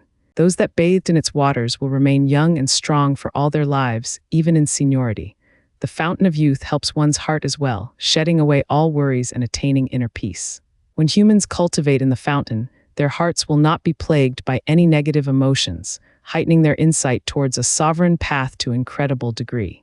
I believe that by taking the young sacred beasts there, they would reach their peak even faster. Zhuo Fan laughed, not just them, but us as well. But will the dragons share it with us? Ha ha ha. Steward Zhuo, you jest. The Fountain of Youth has long since left our hands. What's there to share? Wah, 500,000 years ago, the 7 sacred mountains stole it from us. By Long's side, it is now locked in the 7 sacred mountains with only their most important people going in. Each sacred mountain takes up duty to protect it every year. There's no way for us to enter, but now we have the 2 young masters and we can amass troops to raid the 7 sacred mountains, taking back the Fountain of Youth. Nodding, Zhuo Fan's eyes burned with battle lust. No matter where the Heavenly Sovereign is right now, we shall take the 7 sacred mountains first. Please return and be ready. I will work from my end. My thoughts exactly, Steward Zhuo, ha ha ha. The elders laughed and cupped their hands. They would finally get revenge on the 7 sacred mountains after all these years of torment. They couldn't beat all 7 mountains, but with the sacred beasts calling the other spiritual beasts, the mountains wouldn't stand a chance. Zhuo Fan talked some more before sending them away, Yilin's group going as well. Only Kai Long's wounds were a bit problematic, but Zhuo Fan had understanding of the Shadow Sovereign's path, and using reflection and shadows, he left all of them speechless as he performed miracles. He really is Dragon Ancestors' envoy. Zhuo Fan eased up with them gone, having found backing in the sacred domain at long last. He could go up against the 8 emperors without worry of other powers blocking him. Not even the 7 sacred mountains. Emperor Sir, Steward Zhuo is seeking an audience. What did you say? In Devil Mountain's large and glorious hall, a man in black kneeled before the stunned Zhao Chen. After hearing it a 3rd time he reacted, that's not possible. Didn't he die in the Nether Sea? How? Show him in already. Yes. Zhuo Fan walked it with a wide smile, bowing. Demonic Emperor Sir, have you been well? Steward Zhuo, you're still alive. Zhao Chen laughed and patted his shoulder. Great, my aid has come back to me. You have no idea how pained I was seeing you crushed. Nights have been hard, the memory is still fresh. Zhuo Fan sneered inside, but only showed a smile. You honor me, sir. Go on, tell me, how did you get out? Zhao Chen's eyes grew suspicious. Zhuo Fan made an excuse. The Nether Sovereign has been an almighty being since ancient times, but he doesn't waste time on nobodies. Everything was but a test. As long as we didn't fear death, he'd let us go. A blessing in disguise. Zhao Chen sighed, then stuttered. Why is your cultivation at the 3rd layer of qi condensation, Steward Zhuo? It was bad enough with only a bone-tempering cultivation, yet now you regressed. Zhuo Fan's regression was a joyous occasion, all thanks to understanding the sovereign paths and his broadened mentality. Zhuo Fan sighed, I had the fortune of passing the Nether Sovereign's trials through a fluke, but as I was so weak, the Nether energy corroded my cultivation. It must have been so hard on you, Steward Zhuo. Zhao Chen sighed, but since the Nether Sovereign let you go, he must have admired your talent. Is there no way of recovering from this? Zhuo Fan caught his meaning, fishing for anything that Zhuo Fan might have gotten from the Nether Sea and wanting to get a bite himself. He finally got to what Zhuo Fan wanted, egging him on. Sir, is insightful to find out that the Nether Sovereign did give me a cultivation method right at the end. What is it? Zhuo Fan revealed a jade slip. The Nether script provided critical aid when my cultivation regressed. It says it can speed up cultivation and should recover my original level in 3 months. Cultivating further, it would be even faster. In 10 years, I'm sure to make some waves. So magical? Zhao Chen snatched the jade slip by reflex, uncaring that this was another's lifeline. He was no different from a thief. This was the attraction of a sovereign's items, with the whole world lusting after them. Zhuo Fan knew this all too well, using it as bait. Make another's cultivation efforts your own.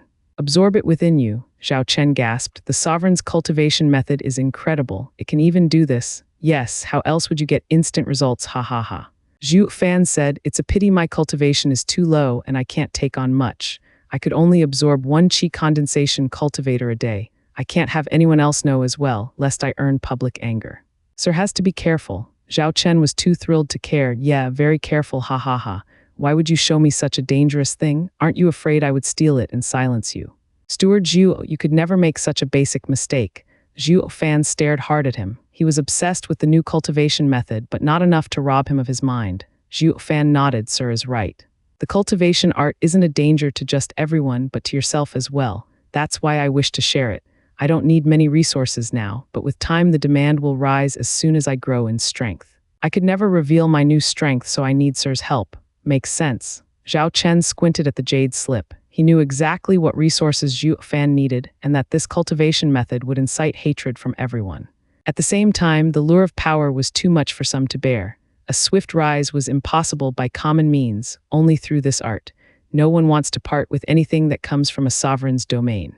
Tracing the jade slip, Zhao Chen muttered, staring hard at Zhuo Fan. Steward Zhuo is right about one thing. Training in this art while avoiding suspicion will only work if you have me covering for you. But now that I have it, why should I help you? The less who know about this, the better. Zhao Chen exploded with power, filled with bloodthirst, and ready to silence Zhuo Fan. Zhuo Fan said casually, Demonic Emperor, sir, I wouldn't do that if I were you. And why not? Sir, you need far more resources than me. How many would you procure by yourself? You'll still need someone to help you out. That means letting someone know about this. Can you guarantee they won't sell you out? Zhao Chen furrowed his brow, his bloodlust deflated. Zhuo Fan smiled. If Sir is willing to trust me, I will help Sir in this aspect, training with Sir and becoming your accomplice. Exposing it will harm me as well, so we need to work together. Why then would Sir kill such a loyal helper and risk taking another that might betray you at any time? Steward Zhuo. Zhao Chen's eyes shook and sighed. You've thought of everything. I have no reason to strike you. Guard, Sir. A man in black rushed inside and bowed. Demonic Emperor, Sir, what are your orders? Everything my domain in Devil Mountain are for Steward Zhuo to manage. His word is mine. Let everyone know. The guy flinched. Isn't that the same as making him the Demonic Emperor? All he is missing is a title. What if he goes for a takeover? If Zhuo Fan's word is Demonic Emperor's, what are you going to do, sir? Zhao Chen barked. I'm entering seclusion, got that. Let Steward Zhuo handle everything in my stead in the meantime. Oh, I see. Yes, the man rushed to carry his orders. Zhao Chen turned a snicker to Zhuo Fan. Steward Zhuo, all my resources are yours. Everything in my domain is at your fingertips. We are truly in the same boat. It'll be bad for both of us to let this leak out. Be careful and don't. At least don't be found out too soon. Sir, I also train with it. I won't let anyone call me a waste 30 years later, ha ha ha. Zhuo Fan cackled. Zhao Chen had a vile grin. Steward Zhuo, no one says that. You're already frightening with your courage and guile, but you'll be a force to be reckoned with once you have power. Maybe then I'll even be afraid of you. You're too kind, sir, Zhuo Fan bowed. Zhao Chen gave him a look, then laughed as he left. Zhuo Fan is sharp to snatch people's weaknesses. Even so, once I get stronger, I won't have to fear any saint and can remove the punk and the danger. But I still need his skills for now. Chen called for a few people on Devil Mountain to enter his chambers, only for them to scream in horrible agony as they died. Zhuo Fan sneered from the outside, leaving for his own matters. Once he got out of the hall, the whole of Devil Mountain kneeled with utter respect. Greetings, Steward Zhuo, endless fortunes and everlasting life. In just a few minutes, Devil Mountain knew Zhuo Fan had become the Demonic Emperor's representative, promoted from the head of the 12 demon guards into the Crown Prince. Everyone conformed with this change, showering with flatteries. Zhuo Fan beamed. One moment was all it took to lose everything, but I spent a century to gain it all back, ha ha ha. Zhuo Fan shook his head, flicking his hand. Every town and city within the Demonic Emperor's domain is to be ready for battle. In 3 months we will go to war. Yes, sir, the huge crowd roared. After Zhuo Fan took power, all the cities under the Demonic Emperor had a change in management. The Luo clan's high officials were sent to rule them. With their many experts, the Luo clan gained swift control of every inch of Zhao Chen's lands, with the latter none the wiser. The Demonic Emperor had many city lords in the early to late Emperor stage, but the Luo clan had scores of them, with a dozen even possessing obscene strength for their level. A bit of flexing and smashing was all they needed to establish their rule. 3 months, that was how long Zhuo Fan took to usurp all power in the Demonic Emperor's domain. Zhao Chen would have a hard time getting everything back. Zhuo Fan's plan to take over Zhao Chen's forces from the inside was achieved. Zhao Chen would surely shed tears if he knew. Alas, ignorance is bliss, oblivious to the Luo clan's true power. Otherwise, he would never have given so much power to Zhuo Fan. Steward Zhu, we've taken everything from Zhao Chen and can remove him. No one will raise a fuss. Li Jingshan bowed to Zhu Fan in a hall, reporting the last 3 months' activities. Zhu Fan's eyes shone, smiling. Not yet, he still has uses. Did you send him cultivation resources? I have, but he demands more and more from you. So eager for quick gains to drain them. Humph, Zhu Fan muttered. It's almost time. March on the Wraith Emperor and the Falcon Emperor's unmanned lands. We will challenge them this time and destroy them. Everyone bowed. Yes, sir. News of war spread like lightning throughout the sacred domain.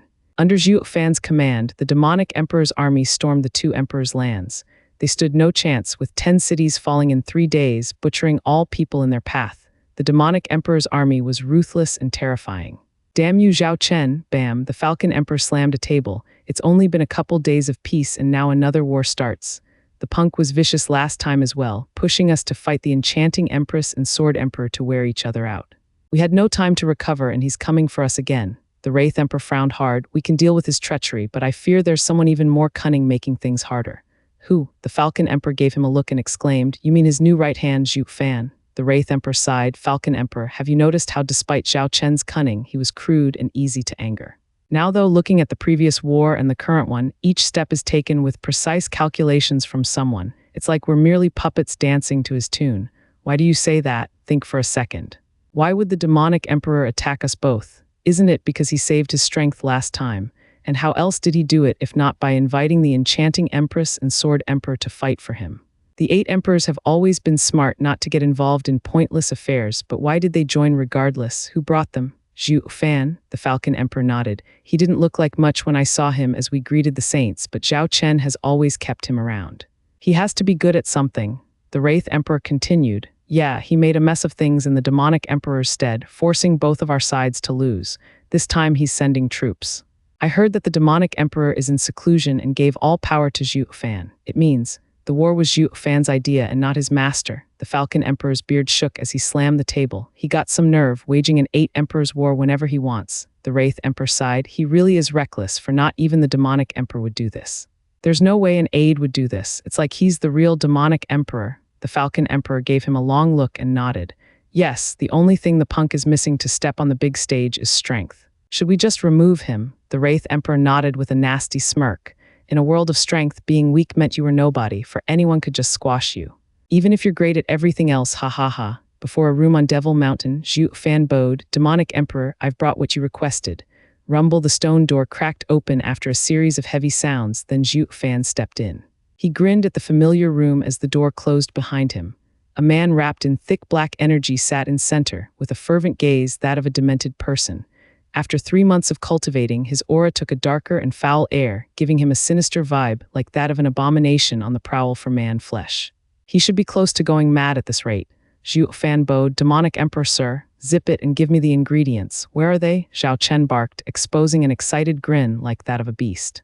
In a flash of azure, hundreds of people appeared, unconscious. Zhao Chen said, So little, that's only 532, where are the rest? Did you use them? You jest, sir, I can only take 1 a day at most. Why then, sir, so many people missing is bound to raise suspicions, especially when sir requires high-quality materials. Zhu Fan smiled. Now that we're at war with the Falcon Emperor and Wraith Emperor, it will work as a good cover for any missing people. I'm slaughtering every city I come across, sending everyone there for sir's cultivation. Zhao Chen nodded. Good, very good. We're at war. Why yes, so that we get even more ingredients. War is the best way to fool everyone. Please don't blame me for going ahead with this. Zhu Fan snickered. Zhao Chen squinted, nodding after a pause. It's fine. Nothing matters so long as you supply me with ingredients. Zhao Chen activated his cultivation method and a dreadful black energy spilled over the people. It wrapped around them before returning over to him, leaving the people to crumble to dust. Zhu Fan smiled as he left. Idiot, didn't you always want 9 Serenity's secret records? Now you're training in its core teaching, demon transformation art, though I did leave one part out. Renounce your old art before training this one. The previous cultivation method would conflict with demon transformation art and you'll be unable to grasp its essence, that all paths have the same destination. You're too rash in cultivating, taking so many lives and others' cultivation without even considering if there's a limit. It's only a matter of time before you suffer for your greed. That's why I didn't impart it to you back then. Now though, haha, have your fill. Chen was enveloped in black energy, his mind intoxicated and hazy. He could not see any issues with it because the power was just too strong, giving him a false feeling of control over the entire world as it grew thicker and thicker, promising him sainthood. Zhuo Fan sensed his scattered and wild aura. The increase was only in quantity and not quality, blocking any chance of becoming a saint. Zhuo Fan shook his head as he looked at the closed stone door. Steward Zhuo, the saint wants to meet you again. Li Jingshan had been waiting outside to give him a jade slip. Zhuo Fan read it. Meeting, saints sure are free, asking to see me right as I'm at war. That damn he Zhuo Feng again, staying in Ruby Cloud Sect still. Bam, Zhuo Fan crushed the jade slip to dust in anger. Bastard, he's after King Cheng again. Steward Zhuo, will you go? Of course. The least I can do is show a saint proper respect. Show respect. Steward Zhuo dealt with dragon saints like nothing. Crushing an entitled saint brat should be as easy as snapping your fingers, ha ha ha. Li Jingshan raised an eyebrow. Zhuo Fan smirked. Right you are, I have nothing to fear from the likes of he Zhuo Feng, but I need to consider the bigger picture and lay low for now. Why do you say that? He Zhuo Feng is an early saint, nobody important, but he has the 6th sacred mountain behind him. We've yet to hear any word from the dragons. Even with them joining us, it'll take time to gather all the spiritual beasts. We need to bide our time. Zhuo Fan's eyes shone. The 8 emperors aren't united. Being hostile to the sacred mountains now will surround us with enemies. 8 emperors, Li Jingshan jerked. What of it? Every Luo clan elder leading a team could mow them down. Won't that reveal us to the saints as well? Tapping his head, Zhuo Fan smiled. It will also scare them, turning from being pedantic to stooping to any low and retaliating against us. To resist the enemy, we need to secure our lands. Don't ever forget the lesson of the Sword Star Empire and Bailey Jingwei. By waging war with the sacred mountains, the 8 emperors would be sure to strike back. We have to make our lands strong as iron to avoid any problems. Li Jingshan nodded. Steward Zhu is thorough in the end, then we'll take the 8 emperors' lands before anything. Yeah, we're to take their lands without them noticing our intentions and plan for it, ha ha ha. Zhuo Fan snickered at the door behind him and left with Li Jingshan. Disciple, you betrayed your master, and now you'll become bait, drawing everyone in. Whoosh, a month later, 3 people darted beneath the sun as they landed in a forest. Zhuo Fan, Li Jingshan, and Qiu Yanhai looked at the Ruby Cloud Sect's dazzling entrance. Zhuo Fan said, I'll go pay my respects and keep the saint and the hag busy while you stick to the plan. The rest are nothing. Understood, the 2 bowed. Zhuo Fan walked in, soon blocked by a few familiar figures. Head senior sister, it's been a while, how have you been? You don't get to call me that, humph. Fang Min glared at him. Where's your guard? Zhuo Fan shrugged. Look at what you're saying. Do you think there's no one guarding me with my current status? They're only hiding in the shadows. Should I call them out? They may not be hundreds, but 180 there should be, each tough in their own right. I have no fear against some early spirit kings. You're quite the show-off for a useless demonic emperor dog. You're wrong about that. Even dogs differ among each other. I act in demonic emperor's stead. Can you say the same? While I'm a purebred prized poodle, you're just a flea-ridden mongrel, ha ha ha. You, Fang Min grimaced in anger, wanting to kill him then and there. Zhuo Fan taunted further. I came to your sect at the saint's invitation. Touch me in any way and not even your master can protect you. Fang Min shuddered and panted, straining to quell her rage. After you, that's better. You're only shaming the enchanting empress by failing to receive guests, he he he. Zhuo Fan snickered at their furious glares. Where's King Cheng anyway? Why don't I see her? Fang Min got her chance to strike back. You'll never get to see her again. Why do you say that? Zhuo Fan's heart tensed. Fang Min mocked. Junior sister has been promised to the saint, but the obstinate girl doesn't know what's good for her and refused. She even tried leaving, but master locked her up on the snow peak for the time when the saint takes her away. So you won't see junior sister ever again once she goes to the sacred mountains, ha ha ha. Zhuo Fan nodded, having taken this scenario into account and looked back. Li Jingshan and Qiu Yanhai gave him a signal. Zhuo Fan relaxed. Zhuo Fan taunted Fang Min so she would let Chu King Cheng's situation slip. The chick was harsh but not too bright though, making it extra easy for him to deal with her. A few slick words got her to spill all of the sect's secrets. The enchanting empress has good tastes in disciples. Zhuo Fan smirked, approving of Fang Min, who gave him an odd look. What's with him? I taunted him with King Cheng, yet he doesn't care. Head senior sister, Zhuo Fan said. Why are you so happy that King Cheng is being taken to the sacred mountains? That place is a cultivator's dreamland. As I understand, you should be jealous and stewing in envy from not being picked instead of that dumb girl. What does she have that I don't? Looking at looks, figure, cultivation, and, you'd probably on par, no. Ha ha ha, no wonder there are no men around. PFF, the other disciples giggled with red faces. Fang Min glared and gnashed her teeth, cutting their joy short. You're right, Fang Min sighed. Chu Qingcheng has never been stronger than me ever, but Master always spoiled her, giving her everything. The saint also picked her, not even giving me a second glance. Am I so bad? Is she that much better? I don't think so. You agree too, then why do you all go after her? Objectively speaking, you're better in every way but one. Which one? Birth, Zhuo Fan's eyes shone. Because she was and still is Qingcheng, her birth made him protect her without fail. It was also her birth, having a sovereign path that made the enchanting empress and saint value her immensely. You could never catch up to her with such a circumstance. Fang Min didn't get it. Birth, isn't she just an orphan? What's so special about her? Master just took her in is all. Very special indeed. Zhuo Fan was grave. Let me be frank with you. You can never match her background, not even your master. Do you believe me when I tell you that she can make Zhuo Feng destroy Ruby Cloud sect? Even the 8 emperors, the guy would definitely fulfill her every wish to win her smile. How is this possible? Fang Min was dumbstruck. Stop fooling around.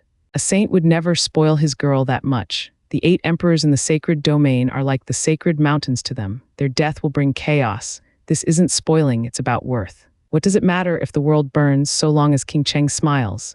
Zhuo Fan gave an eerie grin. This is her background, the one that can topple cities. Why else would she be Chu Qingcheng? Ha ha ha, they arrived before the sect's main hall. Zhuo Fan entered with a smile, leaving the girls stumped behind. Is Qingcheng that important? Just who is she? Who the violent winds carried with them icy snow, pelting the entrance of a mountain cave. Chu Qingcheng had a lost gaze as she stared at the dancing snow. She finally sighed with a lowered head. A woman that had aged with grace sat on a flat stone outside the cave with closed eyes. She was like a statue, even as the snow landed on her body. Chu Qingcheng stood up and walked outside. She made a sign and struck. Bam. The entire peak trembled, with snow falling from it in every direction. Chu Qingcheng recoiled, falling on the ground with a red face. The entrance of the cave now sported a shimmering wall, vanishing right after. The woman shook and all the snow on her fell. Mei Sangu shook her head at the stubborn Chu Qingcheng. I'm sorry that I let you go out the first time. I hoped you'd learn of the world, not have some wicked brat make you lose your way to the point you disobey your seniors. Senior Aunt Mei, please let me go. I don't want to go to Sacred Mountain. Why, Sacred Mountain has anything a cultivator could want. They lead the sacred domain. All of your sisters are dying to go. You are blessed with incredible fortune and yet cast it aside. Can't you tell right from wrong? Then let them go instead. Why do I have to go? Chu Qingcheng was forlorn. I don't care about cultivation or growing stronger because I don't want to go. Mei Sangu could read her heart. Are you still thinking about that brat? Qingcheng, did he enchant you or give you something for you to fall so badly after just seeing him a couple of times? I don't know either. Chu Qingcheng watched the dancing snow with a happy smile. Ever since I saw him, I felt drawn to him by familiarity, wanting to be with him forever. I don't care where I'll be and what it'll happen, so long as we're together. Just let me go, Senior Aunt Mei. Pa, Mei Sangu sighed, face-palming. Qingcheng, you're hopeless. It's Senior Sister who placed the barrier, so even I can't break it, but I wouldn't do it even if I could. It's not just for you, but the boy as well. Think for a moment, a saint has his eyes on you. Do you think he'll get away alive? I don't know how the saint will treat you, but it's certain that he will kill him and the Luo clan. He managed to gain status under the demonic emperor, but can he still withstand the sacred mountain's pressure? By going with him, you're sentencing the Luo clan to death. If you truly love him, think about his well-being instead of ruining everything for a brief moment of joy. Chu Qingcheng lowered her head, but she was still vehement. Why does it have to be me? There are so many stronger senior sisters in the sect. Why did that blind saint insist on me? He might really be blind, Forget I said that. I mean that the saint has special tastes. This is your chance. Chu Qingcheng clenched her fists but slumped in the end as she sighed. Mei Sangu chuckled. She finally gave up. Ha ha ha. Whoosh. Mei Sangu jerked, still slow to react as a figure grabbed her by the neck and prevented her from using her strength. Another figure flashed behind her and struck the back of her neck. Mei Sangu slumped unconscious. Chu Qingcheng cried out, Senior Aunt, Miss Chu, Steward Zhuo told us not to harm anyone in Ruby Cloud sect. You can relax. The two figures were utterly respectful towards her. Chu Qingcheng stammered, You mean Zhuo Fan sent you? Yes, I am Li Jingshan, a Luo clan venerable, tasked by Steward Zhuo to rescue you. I am Qiu Yanhai, also a venerable. The two cupped their hands and smiled. Chu Qingcheng gave a nod. I know you. You were with Zhuo Fan in Gambling Town. Did Zhuo Fan really send you to save me? Yes, the two echoed. Chu Qingcheng cheered up. How did he know I was kept here? Did my sisters tell him? Miss Chu, your sisters aren't that kind. Steward Zhuo's uncanny foresight let us know of the sacred mountain's deal with your master after your rebirth. It's the only explanation for their treatment of you. Li Jingshan sneered. Chu Qingcheng's heart sank. She looked up to her master as her own mother, but master made a deal to give me over to the sacred mountains. Her heart was torn with grief, making her joy plunge in sadness. Li Jingshan saw she was silent and said, "Miss Chu, please stand back. We'll break the barrier and don't want to harm you. Steward Zhuo will never forgive us." "Oh, thank you." Chu Qingcheng woke up from her thoughts and took a couple steps back. "Seniors, master placed the barrier. Please be careful not to get hurt." Hurt. As peak emperors, these guys only feared Danking Shen and his group with their monstrous power. The two just chuckled. Qiu Yanhai's hand flashed with a searing flame, shouting, "Old Li, the hags used an ice seal weak to my attribute. I'm more than enough. Stand back." Qiu Yanhai struck with his palm, making it explode in a blistering red. The invisible barrier vanished on the spot. The heat stormed the cave, drying Chu Qingcheng's soft skin and even making her hair curl. Qiu Yanhai panicked and bowed. "Forgive me, miss. I used too much strength. You aren't hurt, are you?" "No." Chu Qingcheng shook her head, amazed at his skill. "Senior, you're incredible. Not even Senior Ant could remove Master's barrier, but you did it like nothing. Are you stronger than Master?" Qiu Yanhai grinned in pride. "Miss is too kind. I'm not that great, not when there are others in the Luo clan far stronger than me. As for your Master and Seniors, I can handle them, ha ha ha. I actually overestimated your Master just now and used half my strength. A third would have sufficed. You're that much stronger than Master? How can this be?" Master is one of the 8 emperors. Chu Qingcheng was shocked at Qiu Yanhai's confidence and bragging. He even said that the Luo clan had many more better than him. Why are they relying on the demonic emperor if the Luo clan can handle the 8 emperors? Was there a clan in this world ever able to surpass the 8 emperors besides the sacred mountains? Chu Qingcheng was utterly confused. Qiu Yanhai grinned, but Li Jingshan cut his showboating short. "Steward Zhuo gave us a job.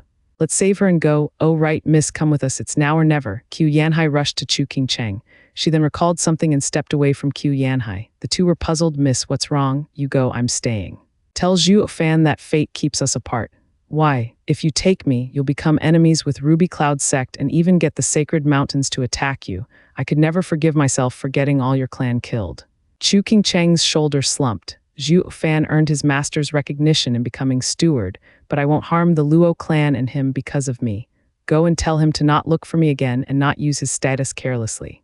Li Jingshan smiled. They snatched her either way and fled. Chu Qingcheng cried out and Li Jingshan shouted, "Miss Chu, Steward Zhuo has all that taken care of. We don't care about some puny sacred mountains anyway, ha ha ha."